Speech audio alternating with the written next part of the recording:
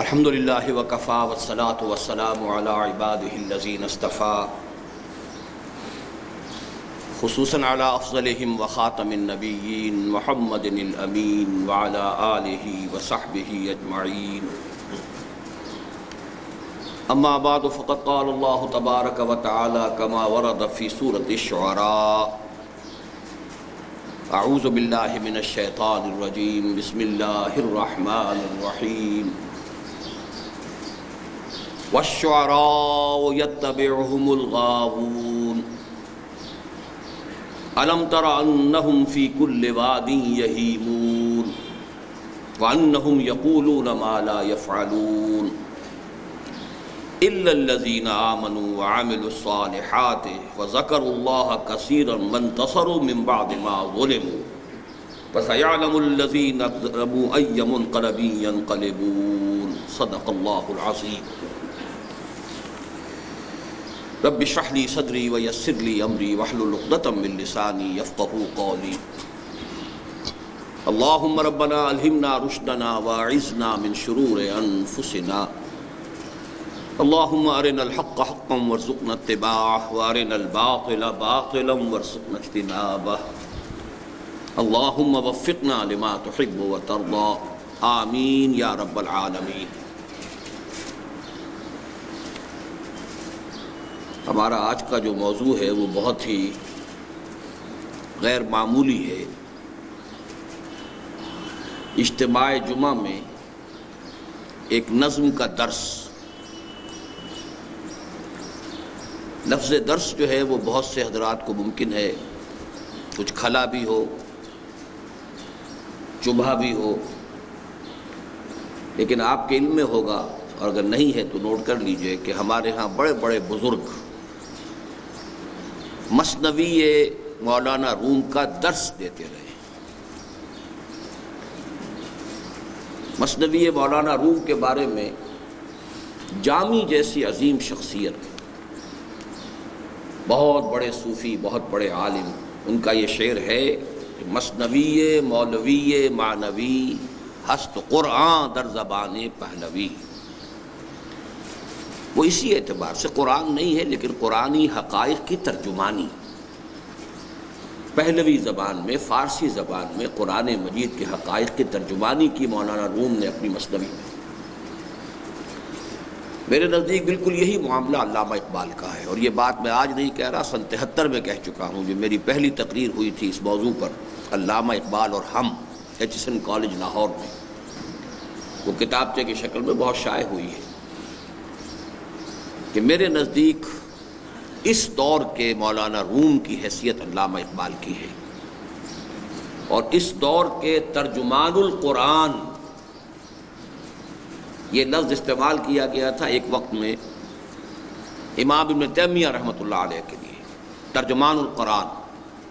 جب ان کا انتقال ہوا ہے تو یہ ایک عام ندا بلند کی گئی کہ ترجمان القرآن کے جنازے کے لیے چلو شریک ہو جاؤ۔ میرے نزدیک اس دور کا ترجمان القرآن علامہ اقبال ہے۔ اس ترجمان القرآن کے حوالے سے دو باتیں اور بھی نوٹ کر لیجئے۔ مولانا ابوالکلام آزاد نے اپنی تفسیر جو بھی لکھی نامکمل ہے، اس کا نام ترجمان القرآن رکھا۔ جلد اول، جلد دوم، جلد سوم کا کوئی مسودہ گم ہو گیا کہ چونکہ یہ دور ان کا تھا خالص سیاسی اور جہاد حریت کا دور تھا، لیکن قرآن مجید سے جو شغف ہو گیا تھا اس ابتدائی دور میں، تو وہ کم سے کم علمی سطح پر بعد میں بھی باقی رہا ہے۔ عملی اعتبار سے وہ بالکل دوسرے رخ پر جا چکے تھے، لیکن پھر یہ کہ اس عملی اعتبار سے حزب اللہ کی جگہ جب مولانا مودودی نے جماعت اسلامی کے قیام کا بیڑا اٹھایا ہے تو انہوں نے اپنے رسالے کا نام ترجمان القرآن رکھا۔ اور جیسا کہ میں نے عرض کیا ہے، میرے نزدیک ترجمان القرآن اپنی ذات اور شخصیت کے اعتبار سے علامہ اقبال ہے۔ چنانچہ عجیب بات ہے کہ ہمارے ہاں بھی ایک بڑے عظیم شاعر ہوئے ہیں فارسی کے، گرامی جلندھری۔ انہوں نے وہی بات کہ جو مولانا جامی نے کہی تھی مثنوی مولوی معنوی کے بارے میں، تقریباً وہی بات کہی ہے گرامی نے علامہ اقبال کے بارے میں۔ در دیدہ مانی نگراں حضرت اقبال، پیغمبری کرد و پیمبر نتواں گفت، کہ جو لوگ حقائق بین ہیں، جن کے نگاہوں کے سامنے صرف ظاہر نہیں باطن بھی ہے، جو معانی کی تہ تک پہنچ سکتے ہیں، جو حکمت کی گہرائیوں تک رسائی حاصل کر سکتے ہیں، ان کی نگاہ میں اقبال کا مقام یہ ہے کہ اس نے پیغمبری کی ہے، اگرچہ اسے پیغمبر کہہ نہیں سکتے۔ تو بالکل وہی بات کہ ہست قرآن در زبان پہلوی۔ اس اعتبار سے میں خود علامہ اقبال کا جو ایک دعویٰ ہے، اور وہ دعوے سے زیادہ اصل میں ایک دعا اور مناجات کی شکل میں ہے، وہ میں آپ کو پہلے سنا دینا چاہتا ہوں تمہیداً۔ حضور صلی اللہ علیہ وسلم سے خطاب کرتے ہوئے مناجات میں وہ جو بات کہہ رہے ہیں، اس میں دعویٰ بھی ہے اور دعوے کے ساتھ ایک درخواست بھی ہے، اور وہ درخواست ایسی ہے کہ جو ان کے دعوے پر سب سے بڑی دلیل ہے۔ فرماتے ہیں گر دلم آئی نئے بے جوہر است، ور بحرفم غیر قرآن مزمر است، پردہ ناموس فکرم چاک کن، این خیاباں راز خارم پاک کن، روز محشر خار و رسوا کن مرا، بے نصیب از بوسے پاک کن مرا۔ کہ اے نبی صلی اللہ علیہ وسلم، اگر میرا دل جو ہے اس آئینے کے مانند ہے جو زنگ جس کو لگ چکا ہو، جس میں حقائق منعکسی نہ ہوتے ہوں، نہ حقائق کونیہ، نہ حقائق آفاتی، نہ حقائق روحانی، اگر میرا دل جو ہے ان حقائق کے انعکاس سے کی صلاحیت سے بے بہرا ہے، ورب حرفم غیر قرآن مصبرست، اور اگر میرے پیغام میں، میرے حروف میں، میری شاعری میں، میرے الفاظ میں قرآن کے سوا کوئی اور چیز چھپی ہوئی ہو، پردہ ناموس سے فکرم چاک ہوں، تو میرے فکر کے پردے کی عزت کی دھجیاں بکھیر دی، میری فکر کی عزت کے پردے کی دھجیاں بکھیر دی۔ ای خیاب آراد خارم پاک کن، پھر تو گویا میں ایک کانٹے کی مانند ہوں جو راستے میں پڑا ہوا ہے، سڑک پر پڑا ہوا ہے، لوگوں کے لیے تکلیف کا موجب بنے گا، تو اس کانٹے کو ہٹا دینا چاہیے۔ اور سب سے بڑی بد دعا جو اپنے لیے کی ہے انہوں نے کہ اگر ایسا ہو، مشروط ہے، روز محشر خار و رسوا کن مرا، قیامت کے دن آپ مجھے خار اور رسوا کیجیے گا، ذلیل کیجیے گا، بے نصیب از بوسہ پاک کن مرا، اور مجھے اپنے قدم مبارک کا بوسہ لینے کی سعادت سے محروم کر دیجیے۔ یہ ہے اقبال کا دعویٰ بھی کہہ لیجئے، دعویٰ بھی اس میں ہے، لیکن اس دعوے پہ جتنا جزم اسے ہے، جس قدر انشراح کے ساتھ، اعتماد کے ساتھ دعویٰ کر رہا ہے، وہ اس بد دعا سے ظاہر ہے جو اپنے آپ کو دے رہا ہے کہ اگر ایسا نہ ہو تو پھر میرا انجام یہ ہونا چاہیے۔ بہرحال اس معاملے میں نے چونکہ آج کچھ آیات کی بھی تلاوت کی ہے، تو وہ بھی میں چاہتا ہوں کہ میں تھوڑی سی وضاحت کر دوں۔ سورہ شعراء چونکہ اسی ان آیات ہی کے حوالے سے پوری سورت کا نام سورہ شعراء ہے، اس میں 3 آیات میں عمومی باتیں کہی گئی ہیں، دی رول، اور چوتھی میں ایکسیپشن بیان کی گئی۔ اب ظاہر بات ہے کہ اگر آپ صرف قاعدے کو پیش نظر رکھیں گے اور استثناء کو نہیں رکھیں گے تو بات غلط ہو جائے گی۔ والعصر ان الانسان لفی خسر، قاعدہ کلیہ یہ ہے کہ زمانہ گواہ ہے، تمام انسان گھاٹے میں ہیں، خسارے میں ہیں، ٹوٹے میں ہیں، برباد ہوں گے۔ اب استثناء الا الذین آمنوا وعملوا الصالحات وتواصوا بالحق وتواصوا بالصبر، اسی پر تو سارا دار و مدار ہمارا ہے، اسی سے تو ساری جو ہے امیدیں وابستہ ہیں، اسی کے لیے ہماری بھاگ دوڑ ہے کہ اس استثناء میں ہماری شمولیت ہو جائے۔ بالکل یہی معاملہ یہاں ہے۔ واقعہ یہ ہے کہ 3 آیات میں اللہ تعالیٰ نے شاعری اور شعراء کے بارے میں بالعموم جو بات کہی ہے وہ پوری کتابوں کے موضوع بن سکتے ہیں۔ وَالشُّعَرَاءُ يَتَّبِعُهُمُ الْغَاوُونَ، شعراء کی پیروی وہی لوگ کرتے ہیں کہ جو حدود سے تجاوز کرنے والے ہیں۔ عام طور پر یہ قاعدہ کلیہ ایسا ہے کہ آپ کو شعراء کے جو پیروکار ملیں گے، ہم نشین ملیں گے، ساتھ بیٹھنے والے ملیں گے، بے عمل لوگ ہوں گے بالکل، اور صرف ایک ذہنی لذت کے اور صرف ایک ذہنی عیاشی کے بالعموم کوئی شے ان کے پاس نظر نہیں آئے. الم تر انہم فی کل وادی یہیمون. دوسری بات، کیا تم نے دیکھا نہیں کہ یہ شاعر لوگ ہر وادی کے اندر گھومتے پھرتے ہیں؟ اس لیے کہ شاعری کا تعلق ہے شعور سے، تخیل سے، انسان کے تصورات سے. تو تخیل اور تصور کی دنیا جو ہے وہ کوئی حدود کی پابند نہیں ہوتی، وہ تو کہیں سے کہیں پہنچ سکتا ہے تخیل. عمل کی زندگی میں آدمی کو قدم قدم چلنا پڑتا ہے. تو واقعہ یہ ہے کہ شاعر اور شاعروں کے متبعین کے ہاں آپ کو یہ نتیجہ نکلے گا کہ ان کے فکر اور ان کے عمل میں گیپ پیدا ہونا شروع ہو جائے گا، اس لیے کہ ان کا شعور پرواز کر رہا ہے.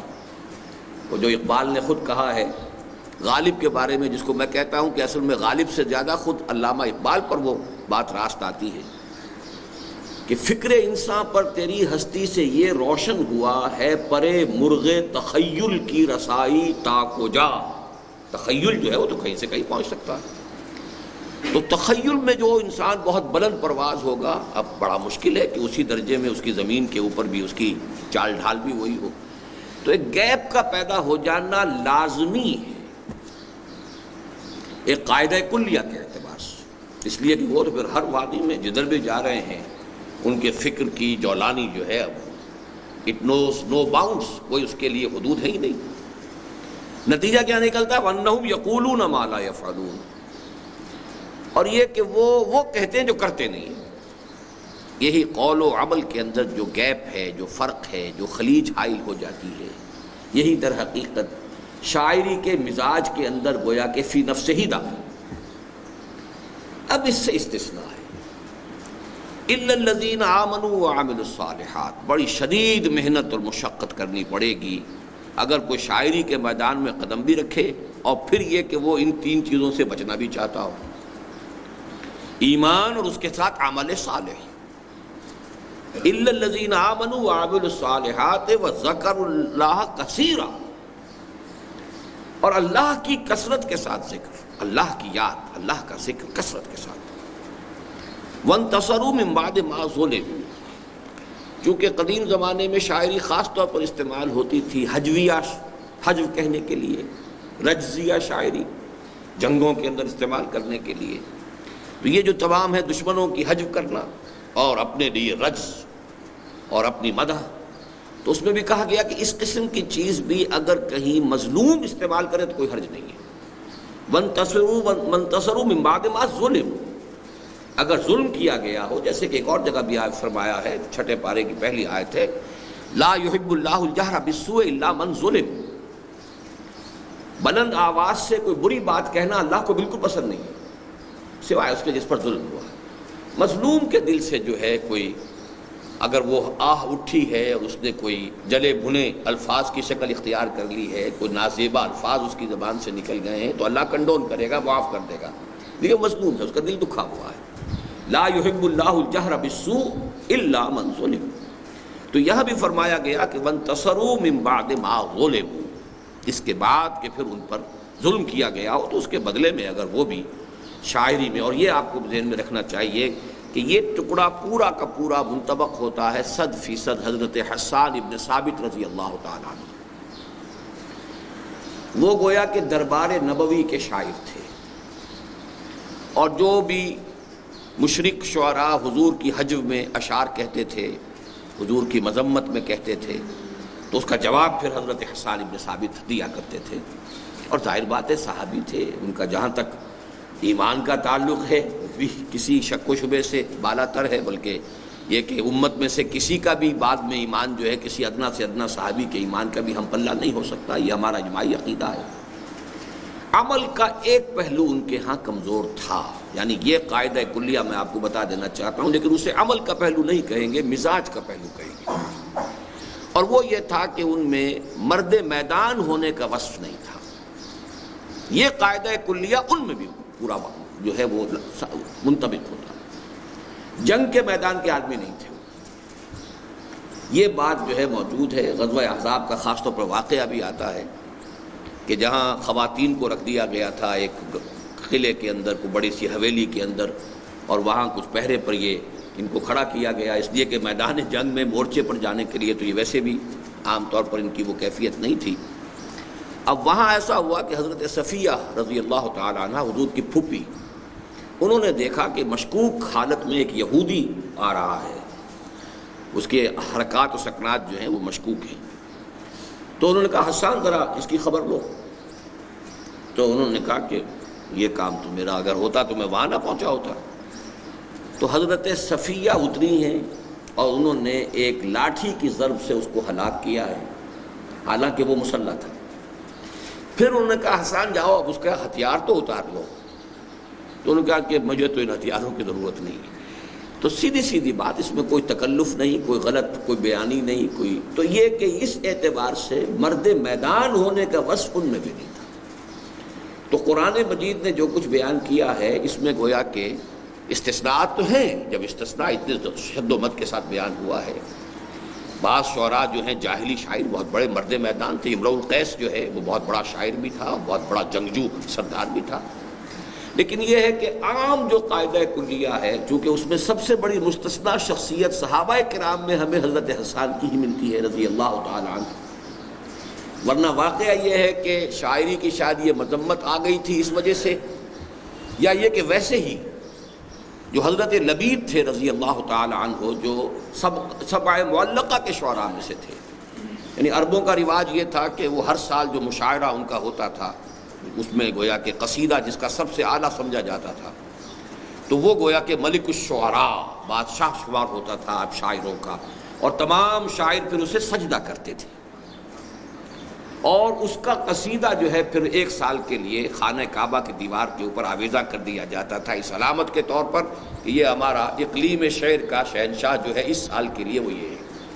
تو آخری شاعر جو ہیں اس کے وہ حضرت لبید ہیں رضی اللہ تعالی عنہ، لیکن وہ ایمان لے آئے۔ جب ایمان لے آئے تو شعر کہنا چھوڑ دیا۔ حضرت عمر رضی اللہ تعالیٰ عنہ نے ایک مرتبہ ان سے یہ سوال بھی کیا، لبید اب آپ شعر نہیں کہتے؟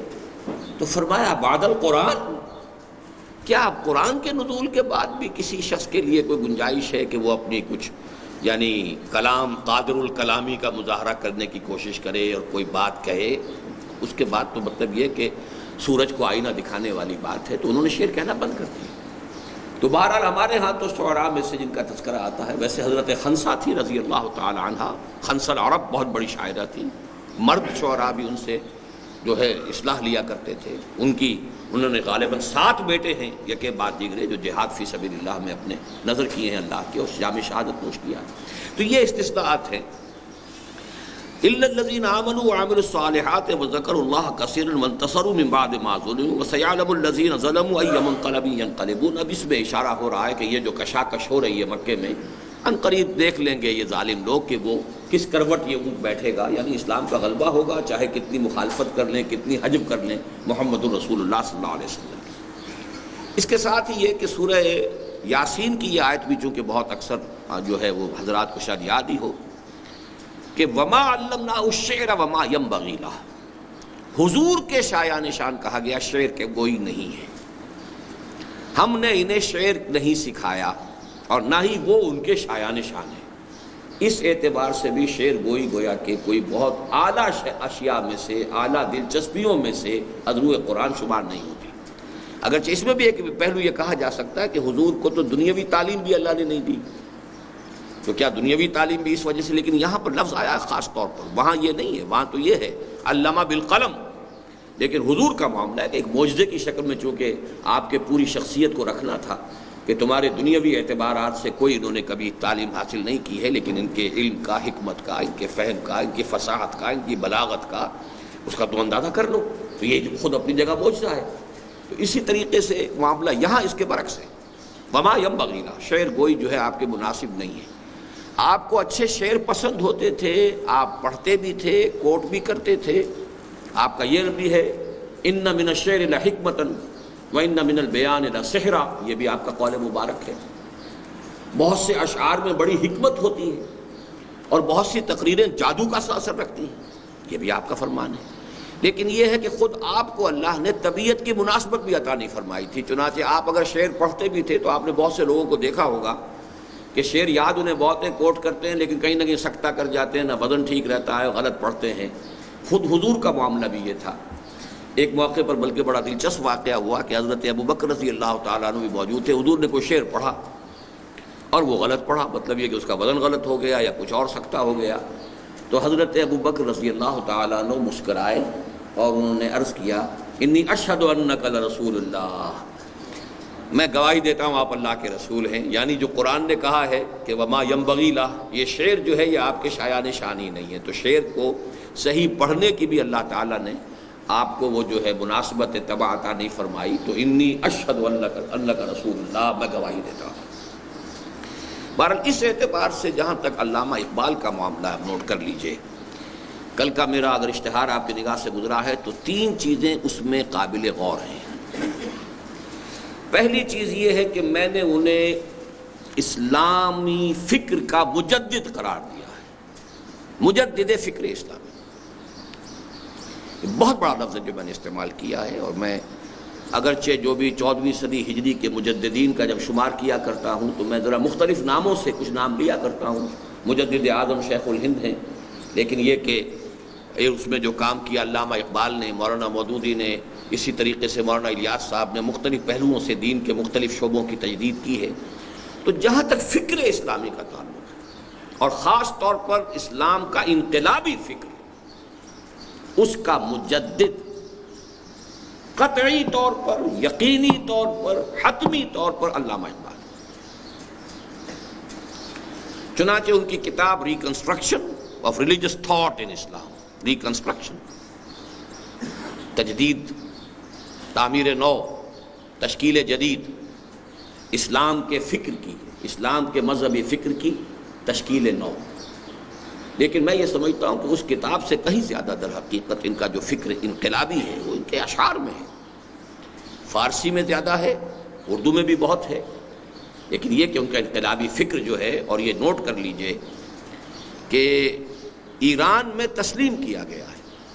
ایران کا انقلاب اگرچہ وہ اس معنی کا انقلاب نہیں ہے کہ کسی انقلابی جماعت نے انقلابی جدوجہد کے مراحل طے کر کے انقلاب برپا کیا، لیکن یہ کہ اگر کوئی فکری کام تھوڑا بہت بھی اس کی بنیاد میں تھا تو وہ ڈاکٹر علی شریعتی تھے، اور ڈاکٹر علی شریعتی نے صاف طور پر یہ کہا ہے کہ ہمارا یہ سارا فکر اقبال سے ماخوذ ہے، ما و اقبال، ہم اور اقبال، یہ ان کی کتاب، مجھے تو معلوم نہیں تھا جب میں نے اپنی تقریر کی سن 73 میں اور پھر اس کو شائع کیا، علامہ اقبال اور ہم، یعنی بعین ہی وہی فارسی ترکیب میں ما و اقبال کے نام سے ان کی کتاب ہے ضخیم، اور جو فکر کوئی بھی تھوڑا بہت ایلیمنٹ جو انقلاب ایران کے بنیاد میں اگر کوئی فکری مواد ہے تو علامہ اقبال کا ہے، اور میں اپنی ایک پوری کتاب جو ہے اس موضوع کے اوپر لکھ چکا ہوں، بر عظیم پاک و ہند میں اسلام کے انقلابی فکر کی تجدید و تعمیل، اور تفصیل سے میں نے واضح کر دیا ہے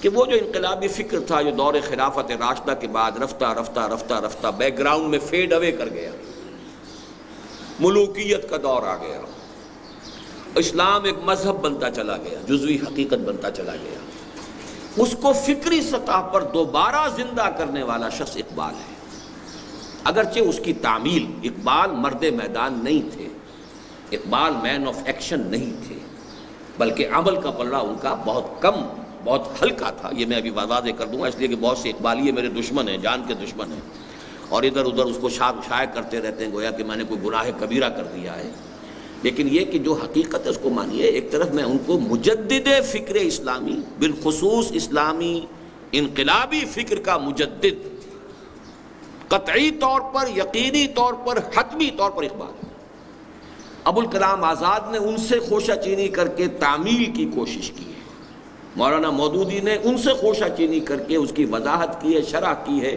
اسے عام فہم بنایا ہے، بڑے پیمانے پر پھیلایا ہے، لیکن اصل میں فکر جو ہے وہ علامہ اقبال کا ہے۔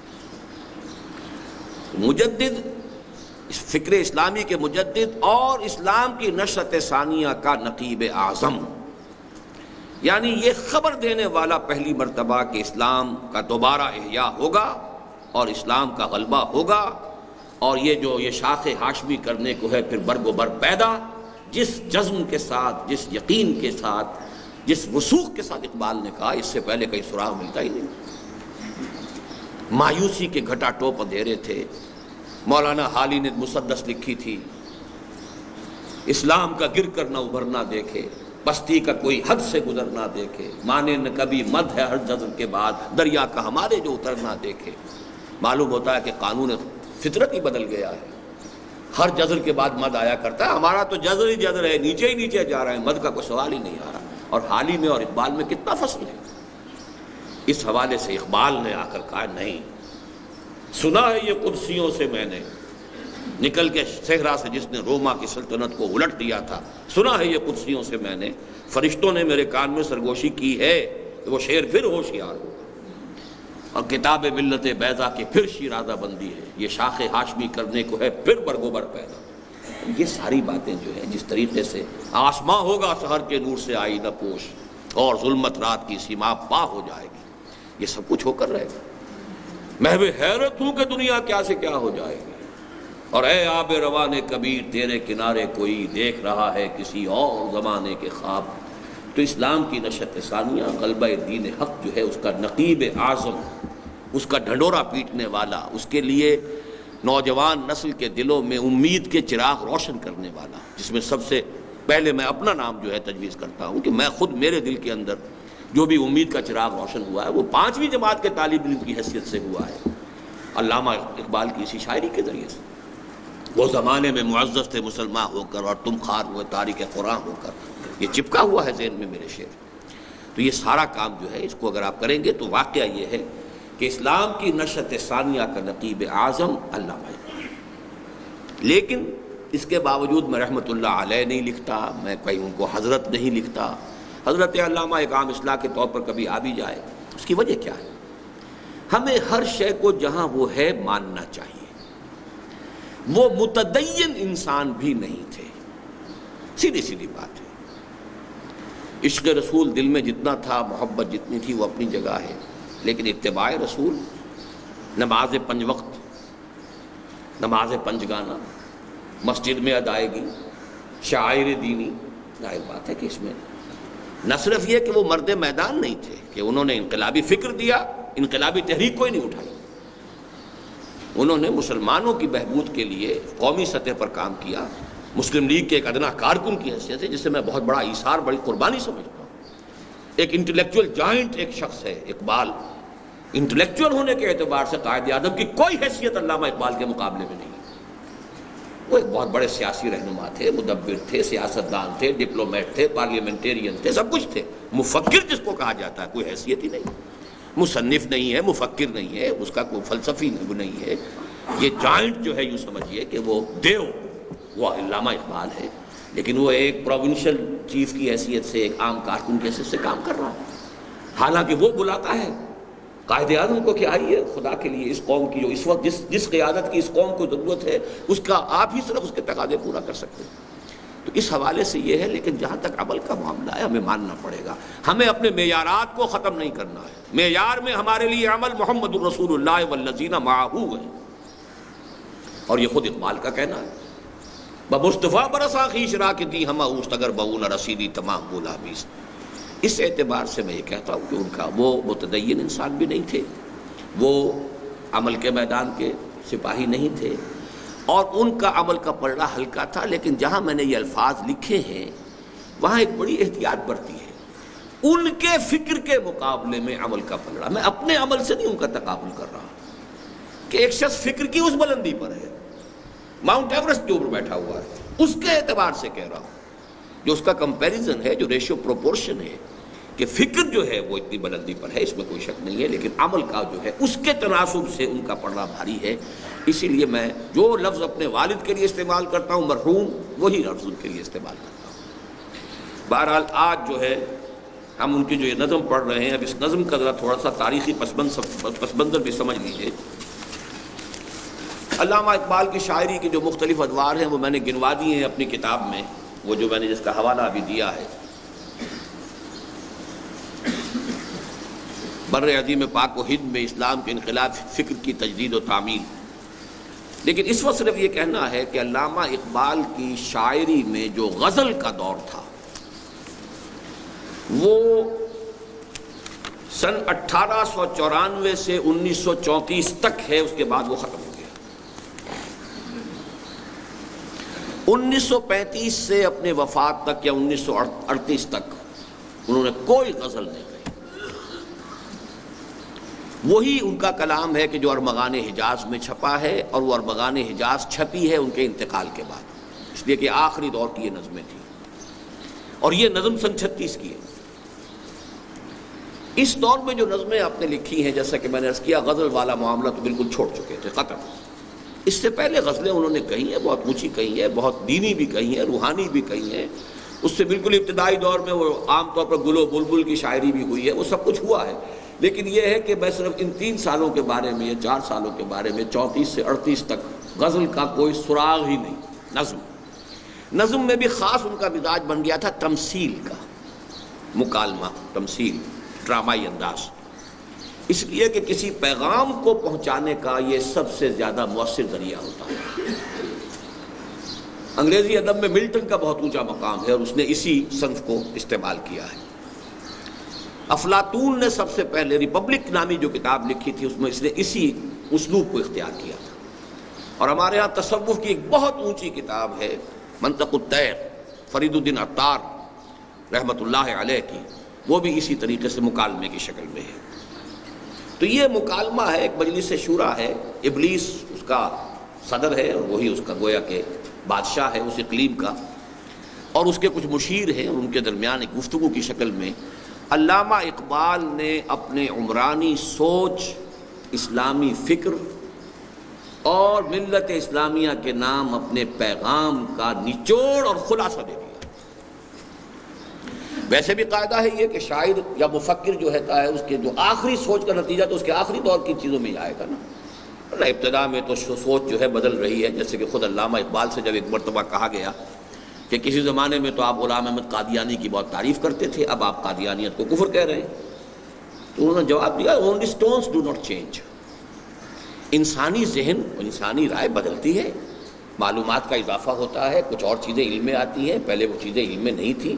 پتھر ہیں جوں کے تو رہتے ہیں، انسانی ذہن پتھر کی طرح تو نہیں ہے۔ only stones do not change، پتھر نہیں بدلا کرتے، لیکن انسانی رائے، انسانی ذہن بدلتا ہے۔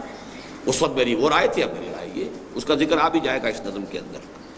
تو بہرحال اقبال کے تھاٹ کا کلائمیکس، یا جس کو ہم یہ کہتے ہیں کہ پچھلے زمانے میں ہمارے بزرگوں کا ایک طریقہ تھا، وصیت لکھواتے تھے، وصایا جو ہے، شیخ عبد القادر جیلانی رحمۃ اللہ علیہ کے وصایا بہت مشہور ہیں، شاہ ولی اللہ دہلوی کے وصایا، ہر بزرگ آدمی جو ہے وہ گویا کہ اپنے آخری وقت میں آ کر اپنی اگلی نسل کے لیے چھوڑتا تھا کہ بھائی میری پوری عمر کی سوچ، میرے غور و فکر کا حاصل، آخری جس جگہ میں کھڑا ہوں وہ یہ ہے۔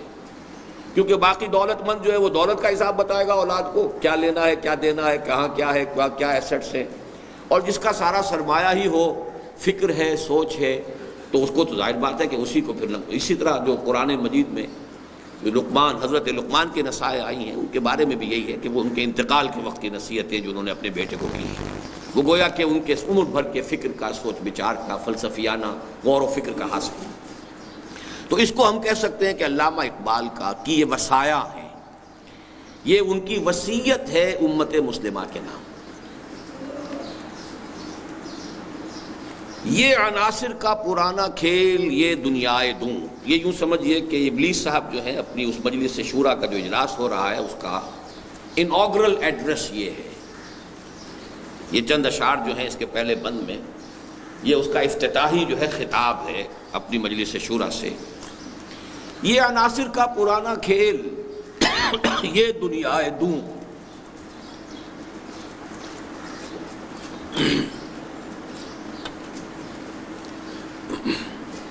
اس لفظ میں ایک پورا جو فلسفہ اور ایک نقطہ نظر رہا ہے دنیا میں فلسفے کے میدان میں، اس کی ترجمانی ہو گئی ہے، اور وہ یہ ہے میٹیریلزم۔ دو ہی فلسفے دنیا میں رہے، میٹیریلزم، آئیڈیلزم۔ میٹیریلزم یہ ہے کہ اس کائنات کی اصل حقیقت جو ہے وہ مادی ہے، مادہ قدیم ہے ہمیشہ سے، مادہ جو ہے سالمات پر مشتمل ہے، اور ان سالمات میں باہم تجاذب ہے یا تنافر ہے، ان میں الیکٹرک چارجز ہیں، نیگیٹو ہیں یا پازیٹیو ہیں، اس کے حوالے سے وہ ملتے ہیں یا کٹتے ہیں، پھر کمپاؤنڈز بنتے ہیں، اس کے فزیکل چینجز اور کیمیکل چینجز کے قوانین ہیں، اس سے کائنات چل رہی ہے۔ یہ سارا عناصر کا پرانا کھیل قدیم ہے، یہ ہمیشہ سے چلا آ رہا ہے، یہ عناصر کا پرانا کھیل۔ چنانچہ پروفیسر یوسف سلیم چشتی صاحب، چونکہ وہ فلسفے کے بڑے طالب علم رہے ہیں، انہوں نے بڑی تفصیل اس مقام پر بیان کی ہے۔ ہندوستان کے 6 بڑے فلسفے تھے، جن میں سے 2 جو ہیں 2 درشن خالص میٹیریلسٹک ہیں، سانکھ درشن اور چارواک۔ جین مت، بدھ مت خالص میٹیریلسٹک ہے۔ پھر یہ کہ اس کے بعد دہریت اور مادیت اور لاجیکل پازیٹیوزم اور میٹیریلزم اور امپیریسزم اور بے شمار ناموں سے وہ ایک ہی شراب ہے جو مختلف اس کے برانڈ نیمز ہیں۔ یہ عناصر کا پرانا کھیل، یہ دنیائے دوں، یہ دنیا بڑی پست ہے۔ یہ دنیا کیوں؟ اس لیے کہ قرآن مجید بھی کہتا ہے کہ ابلیس جن ہے، اور جنوں کی پیدائش جو ہوئی ہے وہ آگ سے ہوئی ہے، وہ ایک اعلیٰ تر لطیف تر شے ہے۔ اور یہ جو مخلوقات اس وقت ہمیں نظر آ رہی ہیں زمین پر، یہ سب خاکی الاصل ہیں، انسان بھی خاکی الاصل ہے۔ تو دنیا دوں بڑی نفرت کے ساتھ کہہ رہا ہے یہ حقیر سی دنیا، گھٹیا دنیا، ساکنان عرش اعظم کی تمناؤں کا خون۔ یہ کس اعتبار سے؟ ساکنان عرش اعظم یعنی ملائکہ مقربین۔ جب اللہ نے یہ زمین بنائی تھی وہ منتظر تھے، متوقع تھے، امیدوار تھے کہ خلافت ہمیں ملے گی، تو ان کی تو ساری آرزوؤں کے اوپر جو ہے وہ پانی پھر گیا، ان کی تمنائیں جو ہیں وہ سب خون میں نہا گئیں۔ اور قرآن مجید میں بھی تذکرہ موجود ہے، وَإِذْ قَالَ رَبُّكَ لِلْمَلَائِكَةِ إِنِّي جَاعِلٌ فِي الْأَرْضِ خَلِيفَةً قَالُوا أَتَجْعَلُ فِيهَا مَن يُفْسِدُ فِيهَا وَيَسْفِكُ الدِّمَاءَ وَنَحْنُ نُسَبِّحُ بِحَمْدِكَ وَنُقَدِّسُ لَكَ قَالَ إِنِّي أَعْلَمُ مَا لَا تَعْلَمُونَ۔ تو بہرحال شاعری کے انداز میں ساکنان عرش اعظم کی تمناؤں کا خون، اس کی بربادی پہ آج آمادہ ہے وہ کارساز جس نے اس کا نام رکھا تھا جہان کاف و نور۔ ابلیس کو یہ محسوس ہو رہا ہے کہ یہ اب دگرگوں ہونے والا ہے، یہ معاملہ زیادہ دیر چلنے والا نہیں ہے۔ کیوں محسوس ہوا اور اسے تشویش کیوں ہوئی، یہ سمجھنے کی بات ہے۔ محسوس تو اس اعتبار سے بھی ہو سکتا ہے، تاریخی اعتبار سے، کہ جنگ عظیم اول ہو چکی تھی اور کروڑوں انسان قتل ہوئے تھے۔ تاریخ انسانی میں وہ جنگ عظیم اول بہت بڑا حادثہ تھا، اور جنگ عظیم دوم کے بادل جو ہے وہ لہرا رہے تھے، اور وہ جو ہے پوری فضا کے اوپر تنی کھڑی ہوئی تھی۔ تو بہت بڑی ڈسٹرکشن اور بہت بڑی تباہی جو ہے وہ آیا چاہتی ہے۔ یہ بھی ابلیس کو محسوس ہو گیا ہوگا کہ اب قیامت جو ہے قریب ہے، اور ظاہر بات ہے قیامت کے ساتھ ہی اس کی اپنی مہلت بھی ختم ہو جائے گی، یہ تو اس کی اپنی جان کا مسئلہ بھی ہے نا۔ الی یوم یبعثون، اس کو جو مہلت ملی ہوئی ہے شرارتیں کرنے کی، اور جو بھی اس کے پاس جو آزادی عمل ہے اللہ نے اسے چھوٹ دے رکھی ہے، انک من المنظرین، جاؤ تمہیں پوری چھوٹ ہے، جو چاہو کر لو، میرے انسانوں کو جس طرح چاہو گمراہ کرو، جس طرح چاہو انہیں ورگلاؤ، جس طرح چاہو انہیں امیدوں میں اور کہ سبز باغ دکھاؤ، اس کے اندر ان کو جس طرح چاہو جو ہے وہ تم ورگلانے کی کوشش کرو۔ تو اب معلوم ہوتا ہے کہ یہ اب محسوس ہو رہا ہے کہ یہ ڈرامہ اب خاتمے کے قریب ہے، اور ڈرامہ خاتمے کے قریب ہے تو اپنی چودراہٹ خاتمے کے قریب ہے۔ تو مختلف اعتبارات سے اس کی بربادی پہ آج آمادہ ہے وہ کارساز جس نے اس کا نام رکھا تھا جہان کاف و نور، کن، کیونکہ یہ سارا کائنات کی جو تخلیق ہوئی ہے یہ اللہ تعالیٰ کے امر کن سے ہوئی ہے۔ اب اس کے بعد وہ اپنی لافزنی کر رہا ہے کہ میں نے اس دنیا میں شر کو پھیلانے کے لیے کیا کیا طریقے اختیار کیے ہیں، میں نے بڑی محنت کی ہے، میری اتنی طویل عرصے کی محنت جو ہے وہ ایٹ سٹیک ہے۔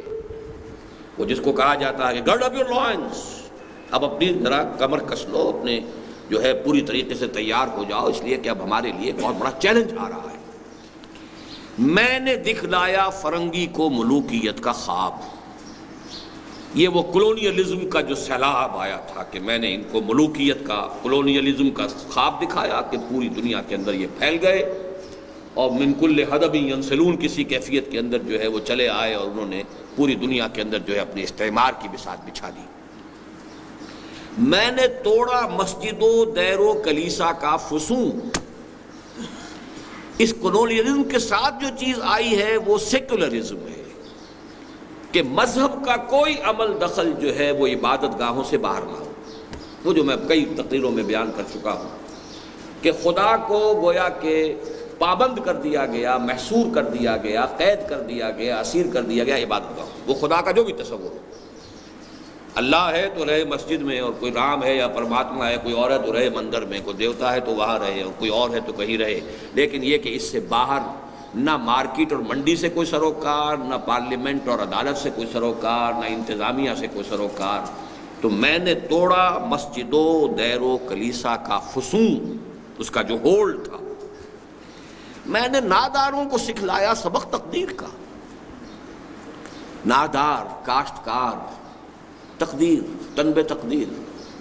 جاگیردار جو چاہے کر جائے، بچیوں کی عصمت دری کر جائے، بیویوں کو اٹھوا لے، جو چاہے کروا لے، جانور کھلوا لے، کیا کرے، تقدیر ہے. ہماری تقدیر یہ گویا کہ نرم چارہ بنا دیا نوع انسانی کو ظالموں کے لیے اس تقدیر کے غلط تصور سے. میں نے ناداروں کو سکھلایا سبق تقدیر کا، اور میں نے منعم کو یا منعم کو دیا سرمایہ داری کا جنون. یہ منعم انعام سے بنے گا، اس میں فاعل نعمت دینے والا. یعنی فرض کیجئے کوئی شخص پہلے خیرات کر رہا تھا، صدقہ کر رہا تھا، لوگوں میں بانٹ رہا تھا دولت، تو میں نے اس کو یہ سبق پڑھایا، یہ پٹی پڑھائی، دولت رکھو اپنے پاس، سنبھال کر رکھو، پاگل ہو گئے ہو، دماغ خراب ہو گیا ہے، جمع کرو اس کو. اور منعم بھی ہم اس کو کہہ سکتے ہیں جس کو اللہ نے نعمت دی ہو، وہ اس میں مفعول ہو جائے گا کہ میں نے، اللہ نے جس چیز کو بھی کوئی نعمتیں دی تھی، دولت دی تھی، تو میں نے اس کو سرمایہ داری کا جنون جو ہے میں نے اس کو اس کے اوپر مسلط کر دیا کہ اس کو سید کر رکھے. جمع فاوعا، جیسے کہ آیا ہے سورہ معارج میں، جمع فاوعا. اب اس نے جمع کیا اور بڑی حفاظت کے ساتھ رکھ لیا کہ یہ بات میرا ہے، اس کو ہوا نہ لگے. تو یہ 4 کارنامے ابلیس نے اپنے گنوائے، نوٹ کیجئے اس کو. ملوکیت، گویا کہ اقبال کے نزدیک ابلیسیت کے سب سے بڑے 4 مظاہر جو ہیں وہ یہ 4 ہیں. ملوکیت، نمبر 2 سیکولرزم، جدا ہو دی سیاست سے تو رہ جاتی ہے چنگیزی. نمبر 3 تقدیر کا غلط تصور، جو انسان کو عمل اور جد و جہد سے جو ہے عمل سے فارغ ہوا مسلمان بنا کے تقدیر کا بہانہ. یہ تیسری ابلیسیت ہے. اور چوتھی ابلیسیت سرمایہ داری ہے. اب اس پر وہ لاف زنی کر رہا ہے، کون کر سکتا ہے اس کی آتش سوزاں کو سرد. اب خطرہ محسوس کر رہا ہے کہ اب یہ بساط الٹنے والی ہے. یہاں وہ نوٹ کیجئے اقبال نے جو ایک اور جگہ پر جو 2 اشعار کہے ہیں کہ دنیا کو ہے پھر مار کہے روح و بدن پیش، تہذیب نے پھر اپنے درندوں کو ابھارا، اللہ کو پامر دیے مومن پہ بھروسہ، ابلیس کو یورپ کی مشینوں کا سہارا. تو یہ جو ایک کرائسس آنے والا ہے، حق و باطل کی یہ جنگ جو ہے ستیزہ کار رہا ہے ازل سے تا امروز، چراغ مصطفی سے شرار بولہبی. اس کا آخری ایکٹ آنے والا ہے، آخری سین آنے والا ہے، ڈراپ سین ہونے والا ہے. تو وہ خطرہ بھی محسوس کر رہا ہے، لیکن یہ کہ اپنی لافزنی سے تاکہ ساتھیوں کے دل بیٹھ نہ جائیں. آخر یہ کہ انکریج تو کرنا پڑتا ہے، ہمت بھی بنانی پڑتی ہے. گھبراؤ نہیں ہے، چیلنج ہے، بڑا ہے، لیکن فکر نہ کرو. کون کر سکتا ہے اس کی آتش سوزاں کو سرد، جس کے ہنگاموں میں ہو ابلیس کا سودے دروں، جس کی شاخیں ہو ہماری آبیاری سے بلند. کون کر سکتا ہے اس نخل کہن کو سرنگوں. ان میں کوئی چیز وضاحت طلب نہیں ہے. اب پہلا مشیر جو ہے وہ ذرا زبان کھولتا ہے. اس میں کیا شک ہے کہ محکم ہے یہ ابلیسی نظام. بات صحیح ہے، آپ نے جو فرمایا ہے کہ یہ 4 چیزیں جو ہے یہ بڑا محکم نظام کی حیثیت سے پوری نوع انسانی کو جکڑے ہوئے ہیں. پختہ تر اس سے ہوئے غلامی میں عوام. ملوکیت کے مقابلے میں اب غلامی آ رہی ہے، کیونکہ پہلا تو یہی تھا، میں نے دکھلایا فرنگی کو ملوکیت کا خواب. نتیجہ یہ ہو چکا ہے کہ اب جو ہے عوام وہ خوئے غلامی میں پختہ ہو چکے ہیں. ان کے اندر وہ ارج ہی نہیں رہی، آزادی کا خیال ہی نہیں رہا. جیسے ہم پورے پکے ہو چکے ہیں امریکہ کی گھڑی کی مچھلی. کنٹینمنٹ آف رشیا پالیسی کے بعد اب کنٹینمنٹ آف چائنا پالیسی میں فٹ ہو کر بڑے مطمئن ہیں. اب تو آرام سے گزرتی ہے. یہ ساری چیزیں جو بھی کچھ ہو رہی ہے اس لیے کہ آزادی، خود اعتمادی، اپنی عزت، اپنا وقار، اپنی آنکھوں سے اپنا راستہ دیکھ کر اپنے قدموں پر کھڑے ہونا اور چلنا، یہ بالکل دوسری اور شے ہے. پختتر اس سے ہوئے خوئے غلامی میں عوام. اور یہ اسی مجموعے میں ان کی ایک نظم اور بھی ہے مکالمے کی شکل میں کہ زمین اور ایک اس کے اندر جو میت دفن ہوئی ہے اس کا مکالمہ ہے. بڑی عجیب نظم ہے. اور میں نے یہ میٹرک میں جب میں تھا تو ہمارے ہاں کوئی بڑا ایک فنکشن ہونے والا تھا, کوئی بڑی سرکاری کوئی شخصیت آنے والی تھی, تو میں نے یہ مکالمہ تیار کرایا تھا. خود بھی میں اس میں حصہ لینے والا تھا, لیکن ہیڈ ماسٹر صاحب نے ڈر کے روک دیا کہ یہ بات کرنے کی نہیں, بڑی باغیانہ ہے کہ ایک میت جو ہے وہ قبر میں آئی ہے اور قبر جو ہے فریاد کر رہی ہے کہ کیا بات ہے, میری قبر کے اندر جو ہے, میرے اندر اس وقت جو ہے بڑی تشویش سی میں محسوس کر رہی ہوں. تو اس کے بعد یہ معلوم ہو یہ غلام تھا بدماش جو میرے اندر ڈاکے, آہ ظالم تو جہاں میں بندہ محکوم تھا, میں نہ سمجھی تھی کہ ہے کیوں خاک میری تاب سوزناک, یہ میری مٹی میں جو جلن ہو رہی ہے اس وقت تو محکوم تھا. اب یہ ظاہر بات انگریزی دور کی بات کر رہا ہوں کہ میں وہ اس وقت وہ تمثیلچہ جو ہے کرنا چاہتا تھا کسی انسپیکشن کے موقع پر. اس میں کیا شک ہے کہ محکم ہے یہ ابلیسی نظام, پختتر اس سے ہوئے خوئے غلامی میں عوام, ہے ازل سے ان غریبوں کے مقدر میں سجود, ان کی فطرت کا تقاضا ہے نماز بے قیام. نماز بے قیام کا کیا مطلب ہے؟ سجود ہی سجود ہے, اس کے اندر جو ہے قیام کی جو ہے وہ لذت ہی نہیں ہے. آرزو اول تو پیدا ہو نہیں سکتی کہیں, ہو کہیں پیدا تو مر جاتی ہے یا رہتی ہے خام. یہ شعر تو میری تقریروں میں آپ نے بہت سنا ہوگا کہ اول تو یہ کہ اس ماحول میں کوئی امنگ, کوئی ولولہ, کوئی اونچا خیال, کوئی اچھا ارادہ پیدا ہی نہیں ہو سکتا. ماحول جو ہے اگر اس کے لیے اس کے آخر زمین کے اندر کوئی رویدگی ہوگی تو کوئی شے پیدا ہوگی. زمین بھی بانجھ, پھر اگر کہیں دو پتیاں کہیں آ بھی گئی ہیں تو فضا میں آکسیجن نہیں ہے تو وہ مرجھا جائے گی. لہذا اگر تو اول تو پیدا نہیں ہو سکتی کہ زمین بانجھ ہو چکی ہے, پیدا ہو جائے تو فضا جو ہے ہوا اس کو آکسیجن نہیں دینے کو تیار ہے ہی نہیں اس میں. تو آرزو اول تو پیدا ہو نہیں سکتی کہیں, ہو کہیں پیدا تو مر جاتی ہے یا رہتی ہے خام. یہ ہماری سعی پہم کی کرامت ہے کہ آج صوفی و ملا ملوکیت کے بندے ہیں تمام. اب مذہب کے یہی دو مذہب رہے, صوفی اسپرچولی اور ملا. اب وہ جو بھی ایک اسکالسٹسزم جس کو کہتے ہیں, علم کلام آگے آ جائے گا اس میں, ان دونوں کے لیے دو علامتیں لی گئی ہیں.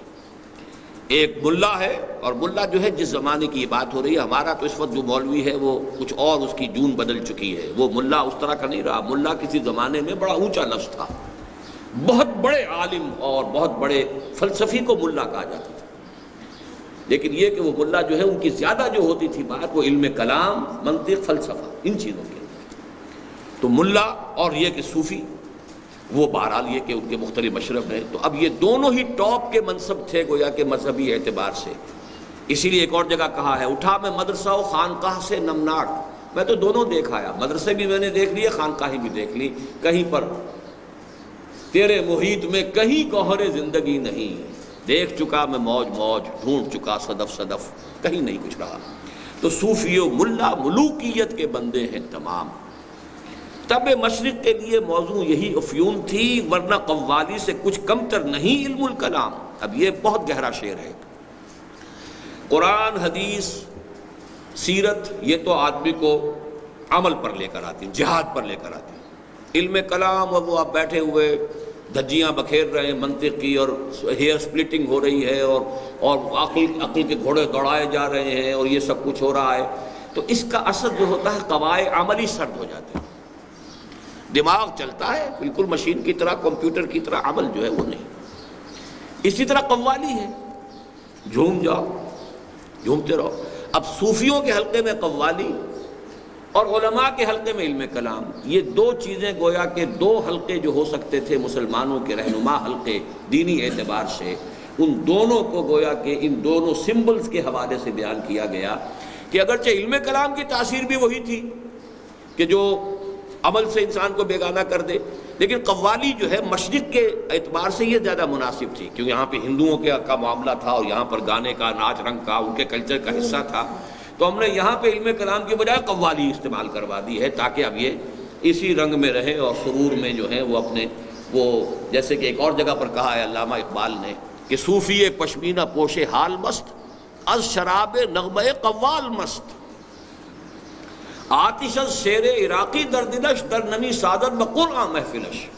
یہ صوفی جو ہے جس نے اوپر سے کوئی پہنی ہوئی ہے اونی قبا بھی پہنی ہوئی ہے اور قوال کی آواز کے اوپر تو وہ حال اسے آ گیا ہے، اور شعر کسی عراقی کا سنا ہے کسی اور کا سنا ہے تو اس کے اوپر وہ حال کھیل رہا ہے، قرآن سے اسے سروکار ہی نہیں۔ صوفی پشمینہ پوش حال مست، از شراب نغمہ قوال مست۔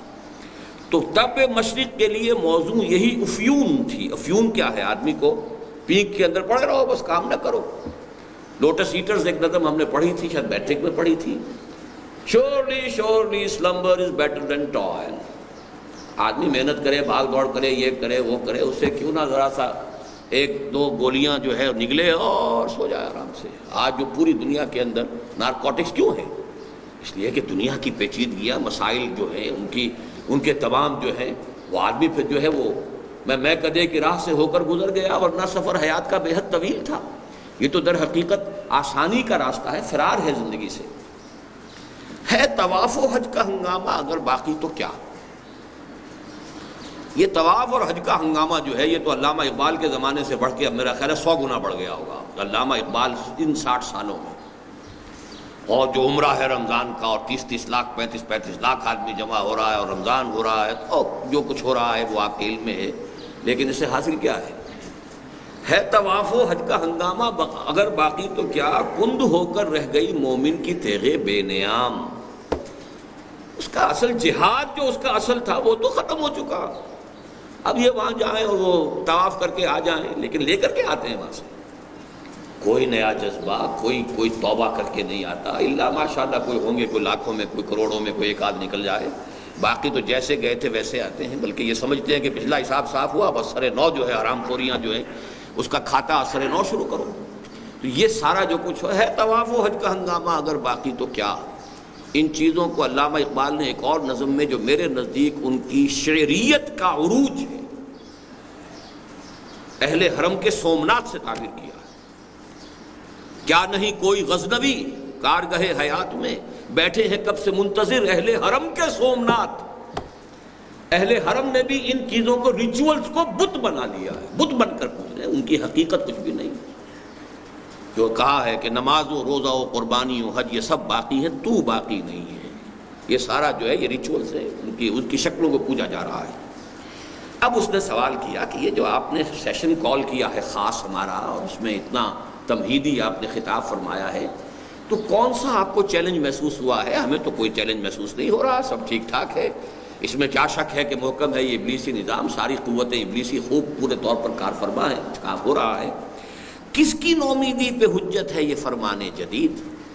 یہ آپ کا نیا فرمان جو اور آج جو اجلاس کیا گیا ہے، یہ کس طرف سے کوئی ہماری امیدوں کے لیے کوئی خطرہ پیدا ہو گیا ہے، کوئی ہمارے لیے کوئی چیلنج آ گیا ہے جہاد اس دور میں مرد مسلمان پر حرام۔ مسلمان تو اپنے اوپر جہاد کو حرام ہی کر چکا ہے، تو اب اور کس چیز کا ڈر ہے؟ اب اس میں نوٹ کیجئے کہ اس میں خاص طور پر تو غلام احمد قادیانی کی طرف اشارہ ہے کہ جس نے قتال کو تو سرے سے حرام قرار دے دیا۔ دین کے لیے حرام ہے اب دوستو قتال، یہ مصرع ہے غلام احمد قادیانی کا آ جہانی کا۔ لیکن اس کو چھوڑتے ہوئے بھی ہمارے ہاں عام مذہبی فکر میں بھی جہاد خارج از بحث ہو چکا تھا، یہ اب شروع ہوا ہے، اور ہوا ہے ایران کے انقلاب کے بعد۔ سائملٹینیس معاملہ ہوا ہے، ایرانی انقلاب اور افغانستان میں روس کی آمد، اس وقت سے شروع ہوا ہے، ورنہ جہاد مسلمان کی فہرست سے خارج تھا۔ اس لیے کہ جہاد کے معنی جنگ، اور جنگ جو ہے وہ تو ہر وقت تو ہوتی نہیں، ہر روز کا فرض جو ہے وہ تو نماز ہے، ہر سال کا فرض جو ہے وہ روزہ ہے، جو بھی ہے زکوٰۃ ہے، لیکن یہ کہ یہ جو ہے یہ تو کوئی فرض ہے ہی نہیں سرے سے، تو جنگ کہیں ہوگی، تو وہ جہاد کو قتال سے ایکویٹ کیا، اور قتال سے ایکویٹ کرنے کے بعد چونکہ وہ تو فرض کفایہ ہی رہے گا، لہذا وہ بات ختم ہو گئی، ہماری فہرست وہ جو فرائض کی فہرست سے فارغ ہوئی۔ تو اس حوالے سے فرق کوئی نہیں ہے، اس نے قتال کو حرام قرار دیا، ہم نے جہادی کی جڑ کاٹ دی۔ البتہ یہ ہے کہ جب احیائی تحریکیں شروع ہوئی ہیں تو اس میں پھر چاہے وہ جماعت اسلامی کی تھی، مولانا مودودی کی پہلی بڑی تصنیف ہی تھی الجہاد فی الاسلام، ابوالکلام آزاد نے جو نعرہ لگایا تھا وہ جہاد کا تھا۔ اسی طریقے سے پھر یہ کہ جو بھی الاخوان المسلمون کا معاملہ ہوا ہے وہ جہاد کے لفظ سے، تو جہاد جو ہے بعد میں ان احیائی تحریکوں کا تو سینٹرل تھیم بنا ہے، اور پھر قتال کی بھی مختلف شکلیں ہوئی ہیں، اگرچہ ان میں سے ہر ایک کا علیحدہ معاملہ ہے، اس کو میں اس وقت ڈسکس نہیں کر سکتا، لیکن یہ کہ اقبال نے جس وقت یہ الفاظ کہے ہیں تو ابلیس نے جو بات کہی ہے اس کے مشیر نے وہ سب سے ضرورت تھی کہ کیا آپ کو فکر کس بات کی ہو گئی ہے جب مسلمان پر تو جہاد حرام ہی ہو چکا ہے۔ دوسرے مشیر صاحب اب ذرا پہلے مشیر سے اختلاف کرتے ہوئے ظاہر کرتے ہیں کہ نہیں، ایک خطرہ تو پیدا ہو چکا ہے۔ خیر ہے سلطانی جمہور کا غوا کے شر، تو جہاں کے تازہ فتنوں سے نہیں ہے باخبر۔ یعنی یہ جو پہلا مشیر تھا اس کی اس نے نفی کی ہے کہ تمہیں everything is not okay, واقعتاً گڑبڑ ہے، اور بڑی سب سے بڑی گڑبڑ یہ ہے کہ ابھی سلطانی جمہور کا آتا ہے زمانہ، جو نقش کہن تم کو نظر آئے مٹا دو، تو ملوکیت کا تو بیڑا غرق ہو جائے گا۔ اور ہم نے جو بھی اپنی بساط بچھائی تھی اس میں نمبر 1 پر ملوکیت ہے، تو جمہوریت آئے گی، جمہوریت جو حاکمیت عوام آ جائے گی، ہے سلطانی جمہور یعنی پاپولر سوورنٹی، تو اس سے ملوکیت کا تو جو ہے بیڑا غرق ہو جائے گا، تو ہماری بساط کا جو رکن اول تھا وہی ختم ہو جائے گا۔ تو اس حوالے سے واقعتاً قابل تشویش مسئلہ ہے، اور ہمیں واقعتاً غور کرنا چاہیے۔ ہمیں پوری situation we have to take a fresh assessment and stock of the situation.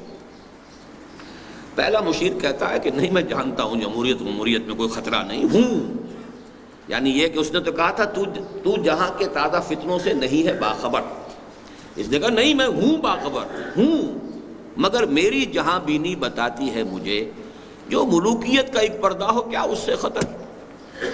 یہ جمہوریت تو خود ملوکیت ہی کا ایک پردہ ہے، اس کی کوئی حقیقت ہی نہیں ہے۔ ہم نے خود شاہی کو پہنایا ہے جمہوری لباس، جب ذرا آدم ہوا ہے خود شناس و خود نگر، یہ تو ہم نے خود کیا ہے، تمہیں نہیں معلوم۔ یعنی دوسرا مشیر جو تھا اس کی جہالت کا یہ وہ کہہ رہا ہے کہ تجھے پتہ نہیں ہے، تو ہم نے خود کیا بھائی۔ ہم نے کہا اب انسان کے اندر خود شناسی آ گئی ہے، خود نگری آ گئی ہے، اپنی عزت نفس کا احساس پیدا ہو گیا ہے، اور یہ سارا احساس دیا ہوا ہے محمد الرسول اللہ صلی اللہ علیہ وسلم کا۔ تمام انسان برابر ہے، ہر انسان پیدائشی طور پر زندہ ہے۔ حضرت عمر نے فرمایا تھا کہ ہر انسان کو اس کی ماں نے زندہ جنا ہے، وہ آزاد جنا ہے، وہ کوئی محکوم پیدا نہیں ہوتا۔ تو یہ تو جو تصور تھا محمد نے دیا تھا صلی اللہ علیہ وسلم، لیکن یہ کہ اس نے کہا کہ ہم نے صرف یہ کیا ہے نا کہ سوورنٹی جو ہے وہ اس کے اندر تقسیم کر دی، باقی ملوکیت تو جو کی تو ہے، وہ اگلے شعر میں آ رہا ہے۔ کاروبار شہریاری کی حقیقت اور ہے، یہ وجود میر و سلطان پر نہیں ہے منحصر۔ کولونیلزم ہو، کنگڈم ہو، امپیریلزم ہو، ضروری نہیں ہے کہ کوئی بادشاہ ہی بیٹھا ہو تو وہ امپیریلزم ہے۔ ایک نیشنل امپیریلزم ہو سکتا ہے، ایک قوم دوسری قوم کے اوپر جا کر حکومت کرتی ہے، امپیریلزم ہو جائے گا۔ تو کاروبار شہریاری کی حقیقت اور ہے، یہ وجود میر و سلطان پر نہیں ہے منحصر۔ مجلس ملت ہو یا پرویز کا دربار ہو، ہے وہ سلطان غیر کی کھیتی پہ ہو جس کی نظر۔ سیدھی سیدھی بات، یا تو بادشاہ پرویز اس کا دربار ہے یا پارلیمنٹ ہے برٹش۔ سوال تو یہ ہے کہ غیر کی کھیتی کو اجاڑنے اور اس کے ایکسپلائٹ کرنے اور اس سے حاصل کرنے کا اگر یہ ہے نظر، تو بس وہی سلطانی ہے، وہی شہنشاہیت ہے، وہی ملوکیت ہے، وہی کولونیلزم ہے وہ سلطان غیر کی کھیتی پہ ہو جس کی نظر۔ تو نے کیا دیکھا نہیں مغرب کا جمہوری نظام، چہرہ روشن اندروں چنگیز سے تاریک تر۔ اب یہ چنگیز جو ہے یہ ہماری پورے ادب کے اندر، مشرقی ادب میں، یہ ایک ٹیرر کا اور ظلم کا اور تشدد کا اور جو بھی وحشت کا ہے اس کے لیے ایک بہت بڑا سمبل ہے۔ یہ ہلاکو کا دادا تھا چنگیز خان اعظم۔ 1155 میں عیسوی میں اس کی ولادت ہوئی ہے، 1203 میں اس کو خان اعظم منگولوں نے تسلیم کر لیا ہے۔ پھر اس کے بعد جو تباہی اس نے مچائی ہے، پورا ترکستان مسلم علاقہ جو تھا اس کو برباد کیا، ایران کو برباد کیا، اس کام کو پھر آگے جا کر اس کے پوتے نے جو ہے بغداد کی تباہی تک پہنچایا ہے 1258 میں۔ تو یہ جو کہا ہے جلال پادشاہی ہو کہ جمہوری تماشا ہو، جدا ہو دی سیاست سے تو رہ جاتی ہے چنگیز جی۔ کیا فرق پڑتا ہے جمہوری تماشا ہے یا جلال پادشاہی ہے؟ ہیومن ساورنٹی جہاں آ گئی وہ ملوکیت ہے۔ ہیومن ساورنٹی ایک پرسن کی ہو چاہے وہ ایک قوم کی ہو، وہ ملوکیت ہے، لہذا کوئی گھبرانے کی بات نہیں ہے۔ یہ تو ہم نے خود شاہی کو پہنایا ہے جمہوری لباس، جب ذرا آدم ہوا ہے خود شناس و خود نگر۔ اور ایک اور جگہ علامہ اقبال نے اس مغربی جمہوریت کے بارے میں جو کہا ہے وہی ساز کہن مغرب کا جمہوری نظام، اس کے پردوں میں نہیں غیرز نوائے قیصری، دیو استبداد جمہوری قبا میں پائے کوب، تو سمجھتا ہے یہ آزادی کی ہے نیلم پری۔ اب تیسرا مشیر کہتا ہے روح سلطانی روح سلطانی رہے باقی تو پھر کیا اضطراب، یعنی اگر یہ سوورنٹی کا کانسیپٹ، انسانی سوورنٹی اور غیر کی کھیتی کو استعمال کرنا، اس پر قبضہ کرنا، اگر یہ روح برقرار ہے تو کوئی حرج نہیں، پھر تو ٹھیک ہے، پھر تو وہی ملوکیت چل رہی ہے مگر کیا اس یہودی کی شرارت کا جواب؟ یہودی سے مراد یہاں پر کارل مارکس یہودی تھا اور جرمن تھا، 1818 میں پیدا ہوا ہے، 1883 میں مرا ہے۔ جرمنی سے اس کو نکال دیا گیا اس کے باغیانہ خیالات کی وجہ سے، تو فرانس میں مقیم رہا، فرانس سے نکال دیا گیا تو انگلستان میں رہا، وہیں اس کی موت واقع ہوئی ہے۔ ڈاس کیپیٹال ایک بڑی کتاب لکھی ہے، وہ گویا کہ سرمایہ داری کو اس نے ٹارگٹ بنایا ہے۔ تو روح سلطانی رہے باقی تو پھر کیا اضطراب ہے، مگر کیا اس یہودی کی شرارت کا جواب، وہ کلیم بے تجلی، وہ مسیح بے صلیب۔ اب دیکھیے یہ وہی انداز ہے، نیست پیغمبر ولیکن در بغل دارد کتاب ڈاس کیپیٹال۔ یہ میری آج شام کی تقریر کا مین موضوع ہے، جو انجمن کا سالانہ اجلاس آج ہونے والا ہے، کہ دو چیزوں سے انقلاب برپا ہوا، دنیا کا عظیم ترین انقلاب، ایک کتاب قرآن، ایک اس کے معلم محمد صلی اللہ علیہ وسلم، یتلو علیہم آیاتہ ویزکیہم ویعلمہم الکتاب والحکمہ۔ یہاں اس کو ذہن میں رکھیے، پیغمبر تو وہ نہیں ہے یہودی، کتاب تو ہے اس کے پاس، اور کتاب یقیناً بہت گہری فلسفے کی کتاب، بڑی مدلل کتاب، بڑے بڑوں کو چکرا دینے والی کتاب، پوری تاریخ کی ایک نئی تعبیر کرنے والی کتاب، اس میں کوئی شک نہیں۔ وہ کلیم بے تجلی، وہ مسیح بے صلیب۔ کلیم حضرت موسیٰ علیہ السلام، مسیح حضرت عیسیٰ علیہ السلام، مطلب یہ کہ اس لیول پر لے کے جا رہا ہے کہ جہاں تک اس کا معاملہ ہے تاثیر کا، وہ تو اس حد تک جا رہا ہے۔ نیست پیغمبر ولیکن در بغل دارت کتاب۔ کیا بتاؤں کیا ہے کافر کی نگاہ پردہ سوز، مشرق و مغرب کی قوموں کے لیے روز حساب۔ اس سے بڑھ کر اور کیا ہوگا طبیعت کا فساد، توڑ دی بندوں نے آقاؤں کے خیموں کی تناب، مزدوروں نے اور تلپٹ کر کے رکھ دیا۔ زار روس کو 1917 میں جلا وطن کیا، پہلے اسی روسی ترکستانی علاقہ جو ہمارا ہے، اور پھر اس کو وہاں پہ گولی مار دی گئی۔ شہنشاہیت کا تو خاتمہ ہو گیا، تو ہماری تو بساط الٹ رہی ہے۔ پھر یہ کہ اس میں چونکہ یہ معاملہ بھی تھا کہ جو ابتدائی اس کا جو فرور تھا وہ امپیریلسٹ نہیں تھا، اس میں یہی تھا کہ دنیا کی ہر قوم کو آزادی ہونی چاہیے، دنیا کی ہر قوم کو اپنے وسائل کو استعمال کرنا چاہیے۔ تو یہ تو ہماری ساری بساط جو ہے الٹ دے گا۔ جمہوریت سے تو ہمیں اندیشہ نہیں، مغربی جمہوریت تو ٹھیک ہے، وہ تو ہم نے خود ہی اس کو بپتسمہ دیا ہے، خود ہی ہم نے اس کو جو ہے پردہ اس کے اوپر ڈالا ہے، لیکن یہ کہ یہ واقعتاً ایک چیز ہے کہ جو خطرناک ہے۔ چوتھا مشیر کہتا ہے توڑ اس کا رومت الکبریٰ کے ایوانوں میں دیکھ۔ رومت الکبریٰ روم، اب یہ روم جو ہے ایک زمانے میں قبل مسیح کی جتنی سلطنتیں دنیا میں قائم ہوئی ہیں، یعنی آج سے 2000 سال پہلے کی عظیم ترین مملکت روم کی تھی، یارک سے لے کے بغداد تک، یارک برطانیہ، بغداد، اور تبریز سے لے کر موراکو تک، 3 بر اعظموں پر محیط، پورا شمالی افریقہ، پورا یورپ اور مغربی ایشیا کا بھی ایک بڑا چنک، اتنی عظیم سلطنت۔ اور یہ جو رومت الکبریٰ ہے، اس میں جو فاشسٹ تحریک اٹھ چکی تھی اور مسولینی ابھرا تھا بڑی شدت کے ساتھ، قوت کے ساتھ، اور وہ اب تازہ کرنا چاہ رہا تھا وہی سیزر۔ آل سیزر کو دکھایا ہم نے پھر سیزر کا خواب۔ سیزر ہی لفظ اصل میں عربی میں قیصر بنا ہے، سیزر سی سے لکھا جاتا ہے تو وہ کاف بن گیا قیصر ہے۔ تو یہ سیزر جو بہت بڑی ایک یوں سمجھیے کہ ایک ہستی تھی رومن امپائر کی، ہم نے ان کی نسل کو پھر خواب دکھا دیا کہ دوبارہ ایک وسیع مملکت قائم کرو، پھر کنگڈم قائم کرو۔ مسولینی کو تو ہم نے تو توڑ تو پیدا کر دیا، اگر ادھر سے اشتراکی انقلاب آ رہا ہے تو ادھر سے فاشسٹ تحریک بھی اٹھ رہی ہے کہ نہیں؟ تو گویا کہ ہم نے ملوکیت کو دوبارہ زندہ کرنے کا پورا بندوبست کر دیا ہے، اور اس اشتراکیت کا گلا گھونٹنے کا بندوبست عین اس کے اپنے یورپ کی سرزمین میں کر دیا ہے۔ توڑ اس کا رومت الکبریٰ کے ایوانوں میں دیکھ، آل سیزر کو دکھایا ہم نے پھر سیزر کا خواب، کون بحر روم کی موجوں سے ہے لپٹا ہوا، گاہ بالغ چوں صنوبر گاہ نالت چوں رباب۔ اب یہ مسلونی کی شخصیت کی طرف ہے کہ ایک طرف تو یہ کہ بہت وہ جوش دلاتا تھا پوری قوم کو، اور ایک بڑی عسکریت پیدا کر دیتا تھا، جیسے کہ صنوبر کا درخت ہوتا ہے بہت اونچا، اور کبھی جو ہے اس کے اندر ایک سوز و ساز کی سی کیفیت ہوتی تھی۔ اس طریقے سے سوز و ساز کے ذریعے سے وہ اپنی قوم کو ابھار کر اس مقام تک لے آیا، لیبیا فتح کیا، اس کے بعد جو ہے حبشہ پر حملہ کیا ہے۔ یہ سارا جو ہے اس کی طرف سے سیلاب آ رہا تھا۔ لیکن یہاں ایک بات اور نوٹ کر لیجئے کہ احادیث نبویہ سے بھی معلوم ہوتا ہے کہ روم دوبارہ ریزریکٹ ہو جائے گا۔